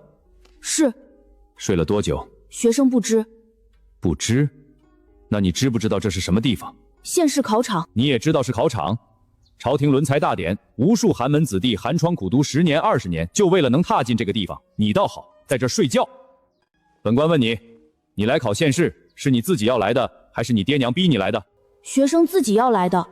自己？6岁的孩子知道什么叫科举？知道什么叫功名？学生知道。那你说说，什么叫科举？科举者，分科取士也，始于隋，成于唐，盛于宋，治本朝而大备，所以选拔天下英才为朝廷所用。这孩子答的倒是不差。什么叫功名？功名者，读书人晋升之阶，童生、秀才、举人、进士，一级一级考上去，中了进士就可以做官，就可以造福一方，就可以光宗耀祖。你读了几本书？三字经、百家姓、千字文已通，大学读了一半，论语读了小半。正在读。那你方才答的题是瞎写的还是认真写的？请县尊大人过目。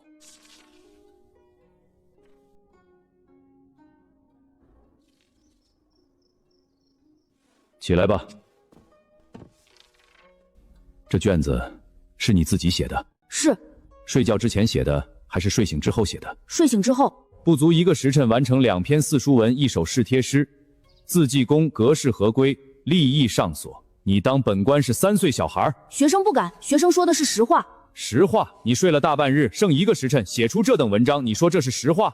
县尊大人，学生斗胆问一句，您方才看学生的卷子看了几遍？3遍。怎么？3遍下来，县尊可曾发现卷中有任何错字、节字、涂改、格式不当之事？学生年纪虽小，但读书从不偷懒。周先生说过，文章要想写得快，先得想得透，想透了下笔自然快。这2道题先生讲了无数遍，学生也练了无数遍，早已烂熟于心，写出来不过是将心中所想瞪到纸上罢了。周先生？哪个周先生？华亭县沈家庄私塾周惠文渊先生。周文渊？县尊大人认识周先生？20年前，本官与他同年进学，同窗共读整整3年。他比本官有才，文章写得比本官好，经义比本官通透。可惜他家境太差，供不起他继续考。本官劝过他，说可以帮他，他不肯。他说读书人要有读书人的骨气，不能靠施舍过日子。后来他回乡开了私塾，本官留在县学，一晃20年，再没见过面。你是他的学生？是。周先生待学生极好，每天散学后还单独给学生讲书讲经义。他说读书不是为了考试，是为了明理。他当年就是这个脾气，认准了一个人就掏心掏肺的教。你既然是他的学生，本官就信你一回。文章写得不错，可科举不只是考文章，本官再出个题，你敢接吗？请县尊大人出题。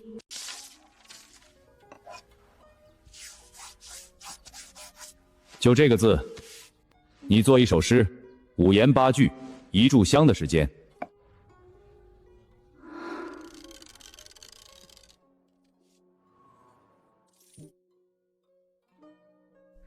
凿壁偷光苦，囊萤映雪新。3更灯火半，午夜鸡声林。铁砚磨穿处，寒窗作破身。但得勤为径，何愁不遇今？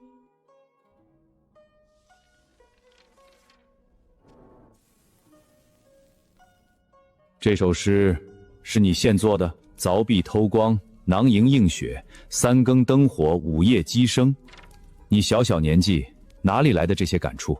学生家里穷，供学生读书不容易，阿爷拿出养老钱，二伯母当掉嫁妆，堂兄把攒了好几年的零花钱都塞给学生，他们比学生更勤更苦，学生若是不勤，对不起他们。好一个但得勤为径，何愁不遇今。你睡觉的时候他们都在写，你醒了之后1个时辰写完他们1天的量，你这勤倒是用得巧。沈瑾，学生在。你通过了。学生叩谢县尊大人。起来吧，本官不是给你开后门，是你自己凭本事挣来的。归档。你今年真的6岁？6岁能写出这样的文章，做出这样的诗，本官活了40多年，头一回见。不过你要记住，科举这条路不是只有聪明就够了，心性、运气、身体缺一不可。学生记住了。你既是周文渊的学生，往后若有什么难处，可以来找本官。不过本官只能帮你1次，往后得靠你自己。学生明白。去吧，你家人应该还在外面等着呢。锦儿，考得怎么样？出来了，冯兄出来了，冯兄出来了，冯兄考得如何？那还用问？冯兄家学渊源，还能考不好啊？冯兄今年必定高中，到时候可得请客啊！哪里哟，这不是那位小神童吗？小神童考得如何啊？听说睡了大半日，怕是连题目都没看清吧？小神童怎么不说话？和尚那会儿不是挺能说的吗？客栈里不是挺能算的吗？怎么一进考场就只剩睡觉的能耐了？冯兄，你方才答的“学而不思则罔”那道题，破题用的什么？学贵乎思，思本乎学。学而不思，则所学者徒耳之资；思而不学，则所思者不免于邪僻之入。故君子之学，必思以通之，学以守之，然后可以得之于己也。冯兄这破题，立意高远，对仗工整，不愧是少年俊才，这功底咱们望尘莫及啊！冯兄今年必中！冯兄不愧家学渊源，文采斐然，小弟甚是佩服。你才知道，景文兄乃冯教义亲侄，自然是才高八斗，岂是你一个幼稚孩童可比的？怎么，现在知道景文兄的厉害了？前2次景文兄让着你，还真以为不如你啊！都是读书人，怎么能这般欺负小兄弟？岂不是有辱圣人门楣？你谁啊？冯兄说话，有你插嘴的份儿？在下陈谦，华亭县陈家村人。几位兄台方才说的话，在下听得清清楚楚。沈兄在考场上睡觉，是他自己的事，与几位何干？他自己的事儿？他一个6岁奶娃娃，占了县试名额，睡了大半日，浪费朝廷轮才的机会，怎么就跟我们没关系？就是我们寒窗苦读多少年，就为今日。他倒好，来睡觉的，这不是把我们当猴耍吗？冯兄，方才那道破题是你自己想的，还是有人教的？什么意思？学贵乎思，本乎学这8个字，对战工整，立意高远。冯兄能想出这样的破题，足见功底深厚。只是什么？只是冯兄这个破题，在下读过。读过？在哪儿读过？你这奶娃娃读过几本书，就敢在我面前卖弄？成平13年，华亭县试优等卷第3名，周廷章做的。冯兄方才背的这段，与周廷章导卷一字不差。小弟斗胆问一句，冯兄是恰好读过这篇文章，还是……真的假的？那冯景文这不是抄的吗？嘘，小声点，冯教官的侄子惹不起。考场舞弊，这可是要革除功名的，冯教官也护不住。你血口喷人，你有什么证据？就凭你一张嘴？冯兄不必紧张，小弟只是随口一问。科举万文，天下学子皆可读，冯兄读过，记住了，考场上用出来也是本事。只是冯兄方才说小弟在考场上睡觉，浪费了朝廷轮才的机会。那小弟也想问冯兄一句，冯兄背了8年书，考场上用的却是前人旧文，这又算什么？感谢陈兄仗义直言。我也没帮上什么忙，倒是沈兄，那篇范文你是怎么记住的？成平13年的，那都多少年前的事了？你才6岁，那时候还没出生呢。先生说过，读书要温故而知新，历年成文是最好的教材，多看几遍自然就记住了。先生说，前人走过的路，后人不妨跟着走一走，但若是一直踩着别人的脚印走，就永远走不出自己的路。沈兄教诲，在下记住了。陈兄不必如此，你我同案，互相切磋是应该的。阿爷，咱们走吧。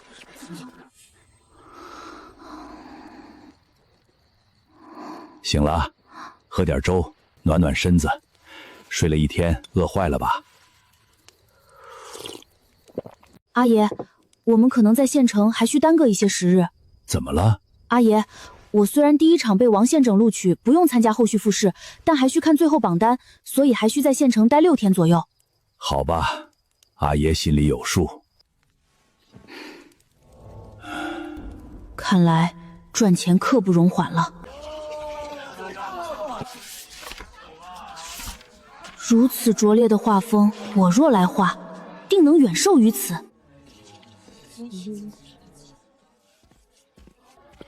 阿爷，看完了，咱们回去吧。阿爷，孙儿在找赚钱的路子。赚钱？你一个6岁的娃娃，找什么赚钱的路子？好好读书就是最大的正事。阿爷，读书要花钱，县试过了要府试，府试过了要院试，往后还有乡试、会试，这些都要花很多钱。阿爷的养老钱二伯母的嫁妆，黄哥攒了好几年的零花，还有大伯母那对耳环，这些银子孙儿不能白坏，孙儿得想办法让这些银子生出更多的银子来。你想怎么赚？阿爷，您看这画，这种画孙儿能画，而且能画的比这个好。孙儿打听过了，书肆里的书一本能赚1、2分银子，孙儿若是能画插图卖给书肆，一本哪怕只分1厘，印上几百本也能换些银子。可周先生说这事有辱斯文，虽然周先生说可以以他的名义卖，可他帮孙儿已经够多了，孙儿不能让他晚年名声不保。锦儿，卖插画不能以你和周先生的名义卖，但阿爷可以啊。阿爷就一农家老汉，大字不识几个，还怕什么名声可成？那些读书人讲究斯文，阿爷可不讲究。阿爷只讲究一件事，让我孙子能好好读书，将来考个功名，光宗耀祖。走，回去吃饭。吃完饭，你把那画给阿爷看看，要是真画得好，阿爷替你去书坊谈。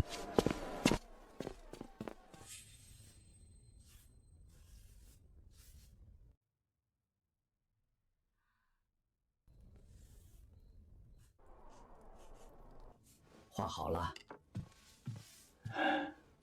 这孟母怎么看着有点眼熟？好孩子，你娘看见了，不知道得多高兴。先吃饭，画了一下午，饿坏了吧？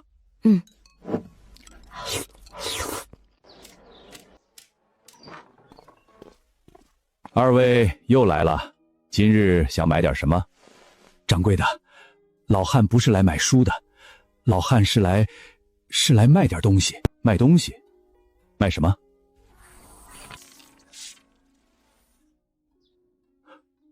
这是谁画的？是老汉画的。老丈，您画的，这线条，这神韵，不是画了10、20年画的人画不出来。您一个种地的老汉，哪里来的这辈功夫？小娃娃，你来说，这画到底是谁画的？掌柜的，这画是谁画的重要吗？重要的是这画能不能卖钱。有意思，6岁的娃娃说话比大人还稳当。行，老夫不问了，这画你打算怎么卖？掌柜的想怎么买？这孩子不简单，不但画得好，还懂得谈生意。一幅画5两银子，3放15两，买断。掌柜的，买断不合适，咱们换个法子，分成。分成？这词从一个6岁孩子嘴里出来，怎么听怎么违和。怎么个分成法？掌柜的拿去印一本分我们1份，一本哪怕只分1厘，印上几百本也比15两多。分成不行，账目麻烦，老夫没那功夫。15两一口价，卖就卖，不卖就算了。掌柜的，有话好说，好说。老张，老夫是看在你这孙子经历的份上才给这个价，你去别处问问，谁肯花15两买3幅画？这县城里能印书的就老夫一家，你不卖给我，卖给谁？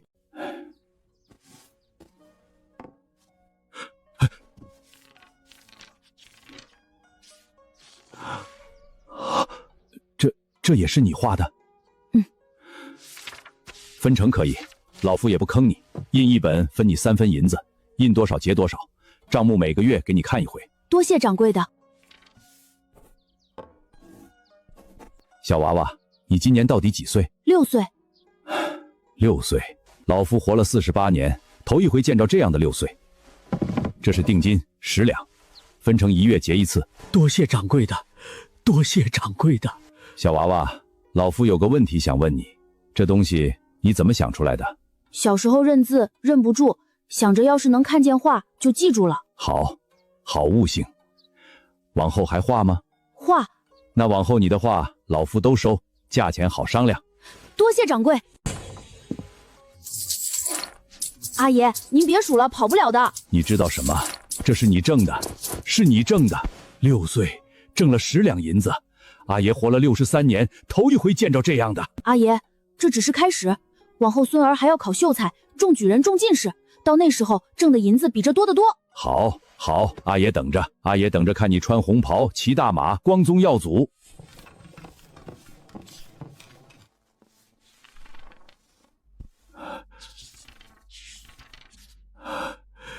印出来了，印出来了，卖光了，100本一天全卖光了，100本一天。这是分红，3两银子，你先点点。这，小沈公子，第2册画好了没有？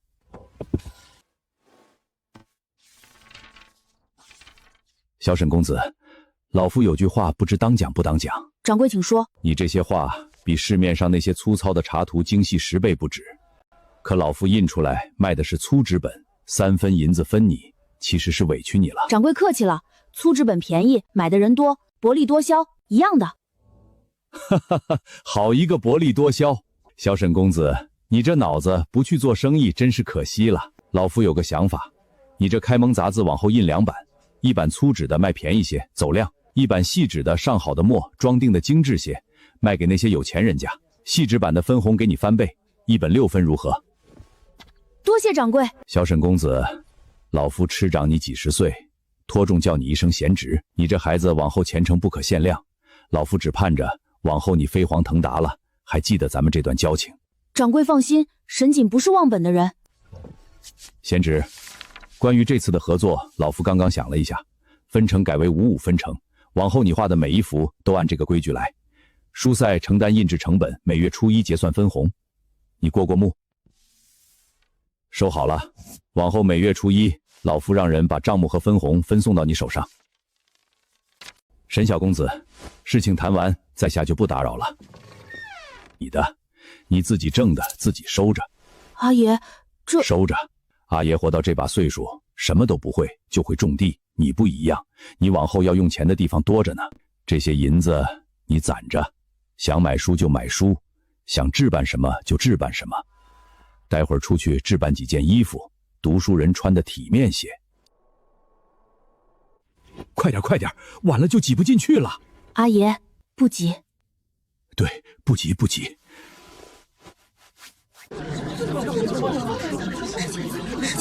老天保佑，锦儿，你怕不怕？不怕。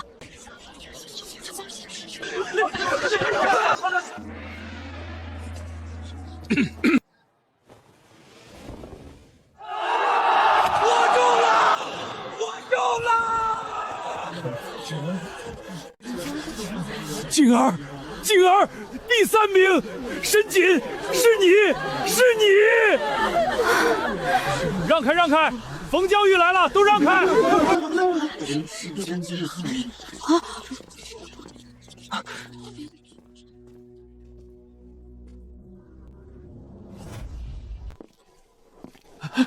冯教育亲自来了，这下有好戏看了。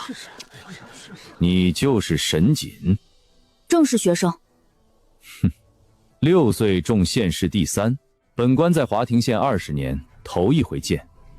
只是本官听说你在考场上睡了大半日。冯教育，学生陈谦，华亭县陈家村人，与沈兄同案应试。学生有几句话，不知当讲不当讲。说。冯大人，学生在考场上亲眼所见，沈兄虽然睡了一时，可醒来之后1个时辰便答完了卷子。此事在场考生皆可作证，王县幸一知。 你是说他睡醒之后1个时辰答完卷子很正常？学生没说正常，学生只是说学生亲眼所见沈兄确实考场睡觉，但也亲眼所见沈兄醒来时答题。你亲眼所见，你算什么东西？本官在问案，有你说话的份儿。学生不是什么东西，学生只是一个读书人，读书人讲究的是识字，看见什么就说什么。冯教义若是不信，可以问当日巡考的衙役，可以调阅沈兄的卷子。平白无故，凭什么问案沈兄？ 难道县学教义就这么随意诋毁学子吗？大胆！本官问案还需向你述说理由。沈锦，回答本官，你在考场上睡觉可是事实？冯大人说的对，学生在考场上确实睡了一时。学生仅为6岁孩童，连日备考精力不济，一时困倦睡了一时。此事学生不敢隐瞒，王县令当日便已知晓。王县令问学生为何睡觉，学生答：考前熬夜读书困了。 王县令又问学生可答完了卷子，学生答完了。王县令看了学生的卷子，说了一句话。什么话？王县令说：“你通过了。”学生斗胆问冯大人一句：“学生睡觉可曾影响答题？”学生答的卷子县令亲自看过，说通过了。冯大人今日来问学生睡觉的事，是想替县令重新阅卷吗？好，说得好。好孩子，说得好。冯大人。本官阅的卷，你有意见？本官问你话呢。本官阅的卷，你有意见？下官不敢。不敢就好。本官还以为冯大人今日是来替本官阅卷的。本官知道6岁中第3名，你们心里有疑虑。本官今日就把话说明白。这是沈锦的卷子，4书文2道，试帖诗1道，字迹工整，格式无误，立意上乘。本官阅卷20年，这样的卷子放在任何一科都当得起第3名。这字真是6岁孩子写的，你看这破题，学以聚之，思以通之。这立意，我家那小子读10年也写不出来。还有这诗，柳边莺语早，花外蝶飞迟，这哪里像个6岁孩子写的？难怪能考第3，这是真本事啊！至于冯景文，你的卷子本官也带来了，众学子不妨也看看。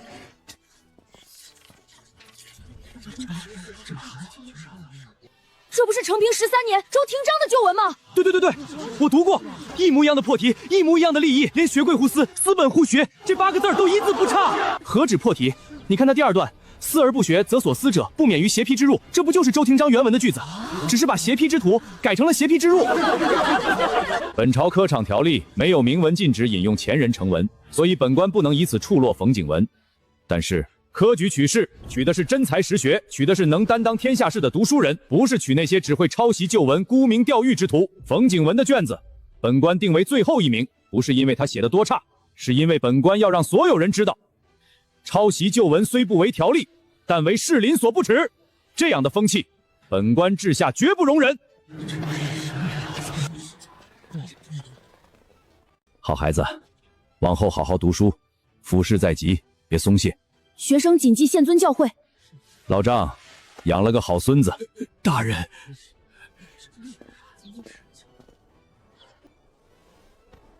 阿爷，咱们回去吧。走。沈兄，沈兄，等等我。沈兄，你太厉害了！方才那些话，你是怎么想出来的？我站在旁边，手心全是汗，腿都软了。你倒好，一句一句把冯教育问得哑口无言。陈兄，方才多谢你。谢什么？我又没帮上什么忙，我站在那儿腿都软了，话都说不出来。要不是王县令来了，我都不知道该……陈兄站出来那一刻就已经帮上忙了。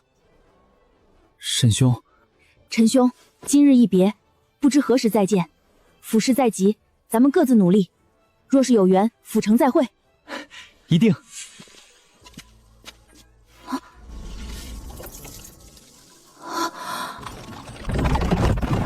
锦儿，看什么呢？没什么，阿爷，咱们走吧。走，回家。老太爷病重，得赶紧走，不能耽搁了。沈锦，华亭县沈家庄人，6岁，县试第3名。沈老哥，考得咋样？不是第3名，我就知道锦哥能中。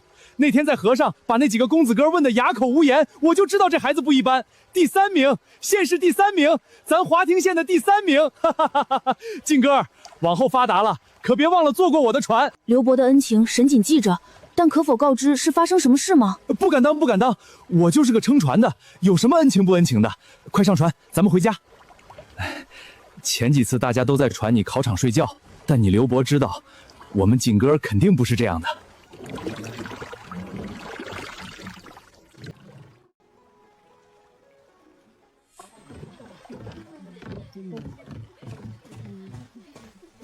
哟，这不是咱村的神童回来了吗？哎呦喂，看你这嘴，是睡童才叫，睡觉的睡童。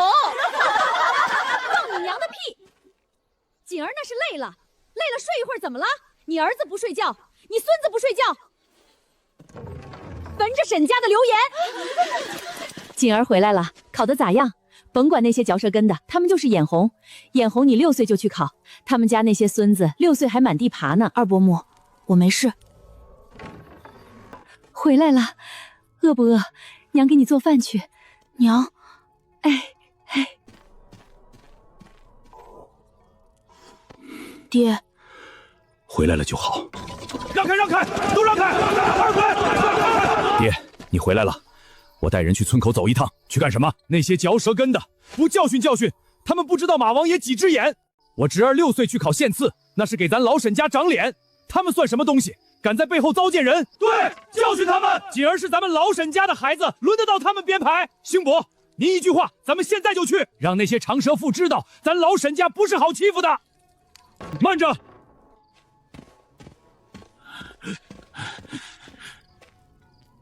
锦儿考得咋样？还慢着干啥？没看见那些长舌妇都欺负到家门口了？各位叔伯，走！看我不撕烂他们的嘴，让他们编排我侄儿，让他们嚼舌根！都站住！考了怎么样？回先生，第3名。第3名，县试第3名。好，好，老夫教了20年书，今日，先生教诲，学生铭记在心。县试第3名，谁再敢污蔑沈锦一句，老夫就让他家孩子这辈子别想进私塾的门。老夫虽然只是个私塾先生，但县学里的陆生有一半是老夫教过的，你们自己掂量。沈老哥，这孩子往后前程不可限量，今日之事不必放在心上。那些闲言碎语，过几日自然就散了。待府试榜出，自有他们闭嘴的时候。多谢先生，多谢先生。府试在即，别松懈，歇2天继续读书。2月之后，老夫等你的好消息。学生谨记先生教诲。锦儿，第3名，真是第3名，不是哄人。是大伯母，第3名。那不是传言你在考场睡觉，怎么？好，就该让那些嚼舌根的看看，我沈家的孩子6岁就考第3名，他们那些孩子6岁还和泥巴玩呢，凭什么编排人？凭什么？坐这儿，今天是你的好日子，你坐这儿。二伯母，这不合适。有什么不合适的？你考了第3名，咱老沈家几辈子头一个，你不坐上坐谁坐？听你二伯母的，坐吧。四弟，我娘今天可高兴了，刚才在灶房里还哼小曲儿呢，跑调跑得厉害，她自己听不出来。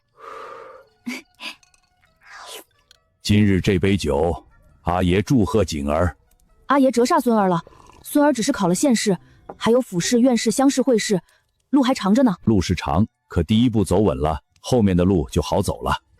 今日还有一件事儿要跟你们商量，府试在2个月后要去松江府城，府城不比县城，一去就是10来天，路上颠簸，我这把老骨头经不起折腾。爹，我去，你不行。锦儿虽是你崽，但你那张嘴3棍子打不出个屁来，遇到事儿不会说话，能顶什么用？爹，那我去。你也不行，地里的事儿你懂，府城的事儿你懂，你一辈子没出过华亭县，到了府城，东南西北都分不清。老大，你去。爹，您让我去？你这些年管账，府城也去过，比你2个弟弟熟。锦儿的事交给你，我放心。怎么不愿意？愿意。大哥去也好，县城他熟，府城他也去过几趟，比我这只会种地的强。爹，上次算过，后来我请教了周先生，府试的花销不小，报名费、路费、住店的钱加起来至少20两。宫中的银子，老三，宫中还有多少银子？爹，宫中的银子我理过了，这次县试的盘酬，加上锦儿在县城这些天的花销，还有家里日常的开支，只剩下不到4两了。即使这次补齐府试银两，但院士所需钱财更多，院士就得去应天府，一来一回，少说也要30两打底。这还不算万一没过，3年后重考的。三弟，我那里还……大哥，你那些银子留着给张儿读书用，他是长孙，不能耽误。实在不行，把家里水田卖几亩。你疯了！卖了地，明年全家喝西北风去。皇儿读书不要钱，一家老吃什么？爹，大伯、二伯，我这里有13两，是这次在县城画插图编开蒙杂字挣的，书似陈掌柜给的定金和分红。我就知道锦儿有本事。你们看看，6岁挣了13两，比你们这些大人都强。还说卖地，卖什么地？锦儿一个人就顶半个家。锦儿，把钱收回去。这次府试的银钱大家不用管。锦儿和叔子陈掌柜有固定合作，每月有固定分红，离府试还有2月，应该足够，可能还有结余，但银子是锦儿的，供他读书是你们做爹做伯父的本分，别让孩子寒了心。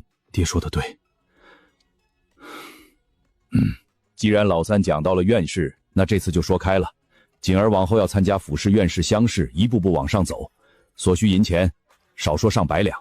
如果举全家之力供三房锦儿读书，你们是否愿意？爹，锦儿是我儿子，供他读书是我的本分，宫中的银子能出多少出多少，不够的我来想办法。爹，我同意供锦儿，皇儿那孩子能开窍是锦儿教的，我们大房也同意。锦儿，你听见了？你大伯二伯都愿意供你读书，这个家虽然穷，虽然闹过，可到了要紧时候，心是在一块儿的。你飞黄腾达了，别忘了这个家，这些人是拿什么托你的？阿爷，孙儿记住了。家里光靠种地，来钱太慢，粮食折成银子也不过几钱，得找个1年半载之内能攒出几10两银子的路子才行。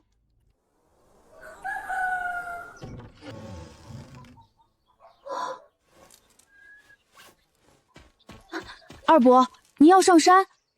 砍些柴，顺道看看能不能打点猎物。怎么，想跟二伯去？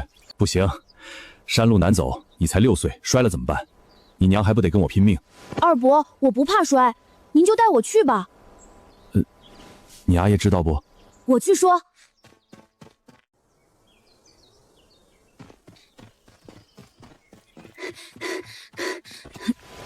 二伯，您放我下来，我自己走。别废话，跟紧了，别乱跑。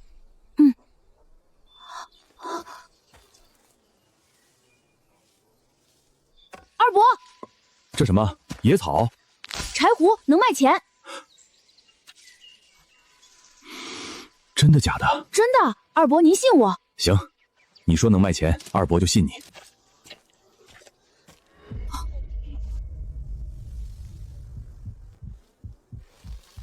锦儿，这单身，二伯，这东西值钱。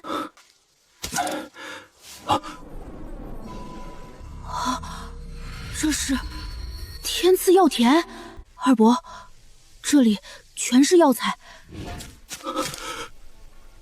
锦儿，这些东西真的能卖钱？能，二伯，这些药材晒干了送到药铺，能卖很多钱，至少10两。锦儿，咱们全挖回去。二伯，不能全挖，挖太狠了，明年就没了。您看，这单身根耕粗壮，至少长了5、6年，要是全挖了，种子都没留下，明年这片就绝了。咱们得留一部分当种，小的不挖，等明年长大了再挖。这些留着，这些也留着，只挖大的，挖完之后把土填回去，明年还能长。好，听你的。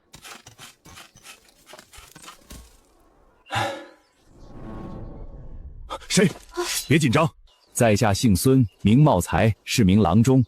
今日进山采药，无意间路过，看见二位在挖东西，忍不住多看了几眼。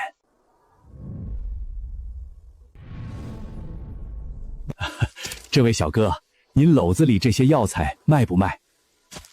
卖，您出什么价？丹参2两1株，柴胡1钱1株，黄芪3钱1株，党参5钱1株，桔梗8钱1株。小公子，这个价公道不公道？可以，但这丹参得3两1尊。您看看这品相，根须完整，表皮光亮，少说长了6年。这样的货，您拿到松江府去5两都能卖，3两您不亏。小公子，你这药材是从哪儿学的？先生教的。先生？什么先生？教书的先生。先生读过很多书，其中有一本叫《本草纲目》的，上面什么药材都写着，学生跟着学了点儿。本草纲目没听说过。行，丹参就3两1株。小公子，你篓子里这些我全要了。锦儿，你定。好的，今天这些都卖给您，但学生有个条件。什么条件？这片山坡上还有很多药材，学生想跟您定个长期生意，往后学生想采的药材都卖给您，您给个公道价，学生不找第二家。行，一言为定。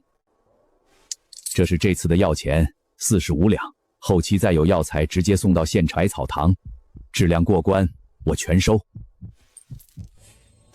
哎呦喂，你这是上山打滚去了？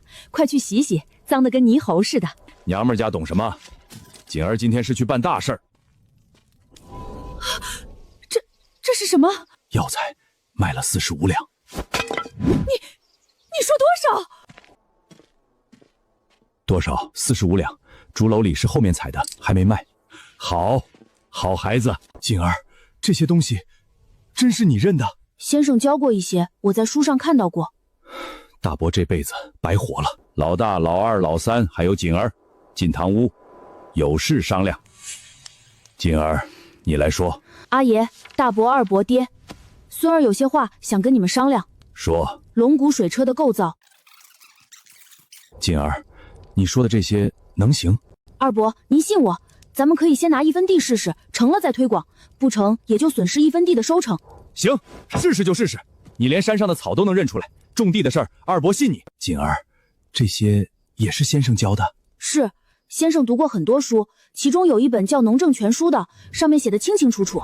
锦儿，你说的这些大伯不懂，可大伯知道一件事，你比大伯强。大伯这辈子错事做了一堆，可有一件事算是做对了，那就是同意让你读书。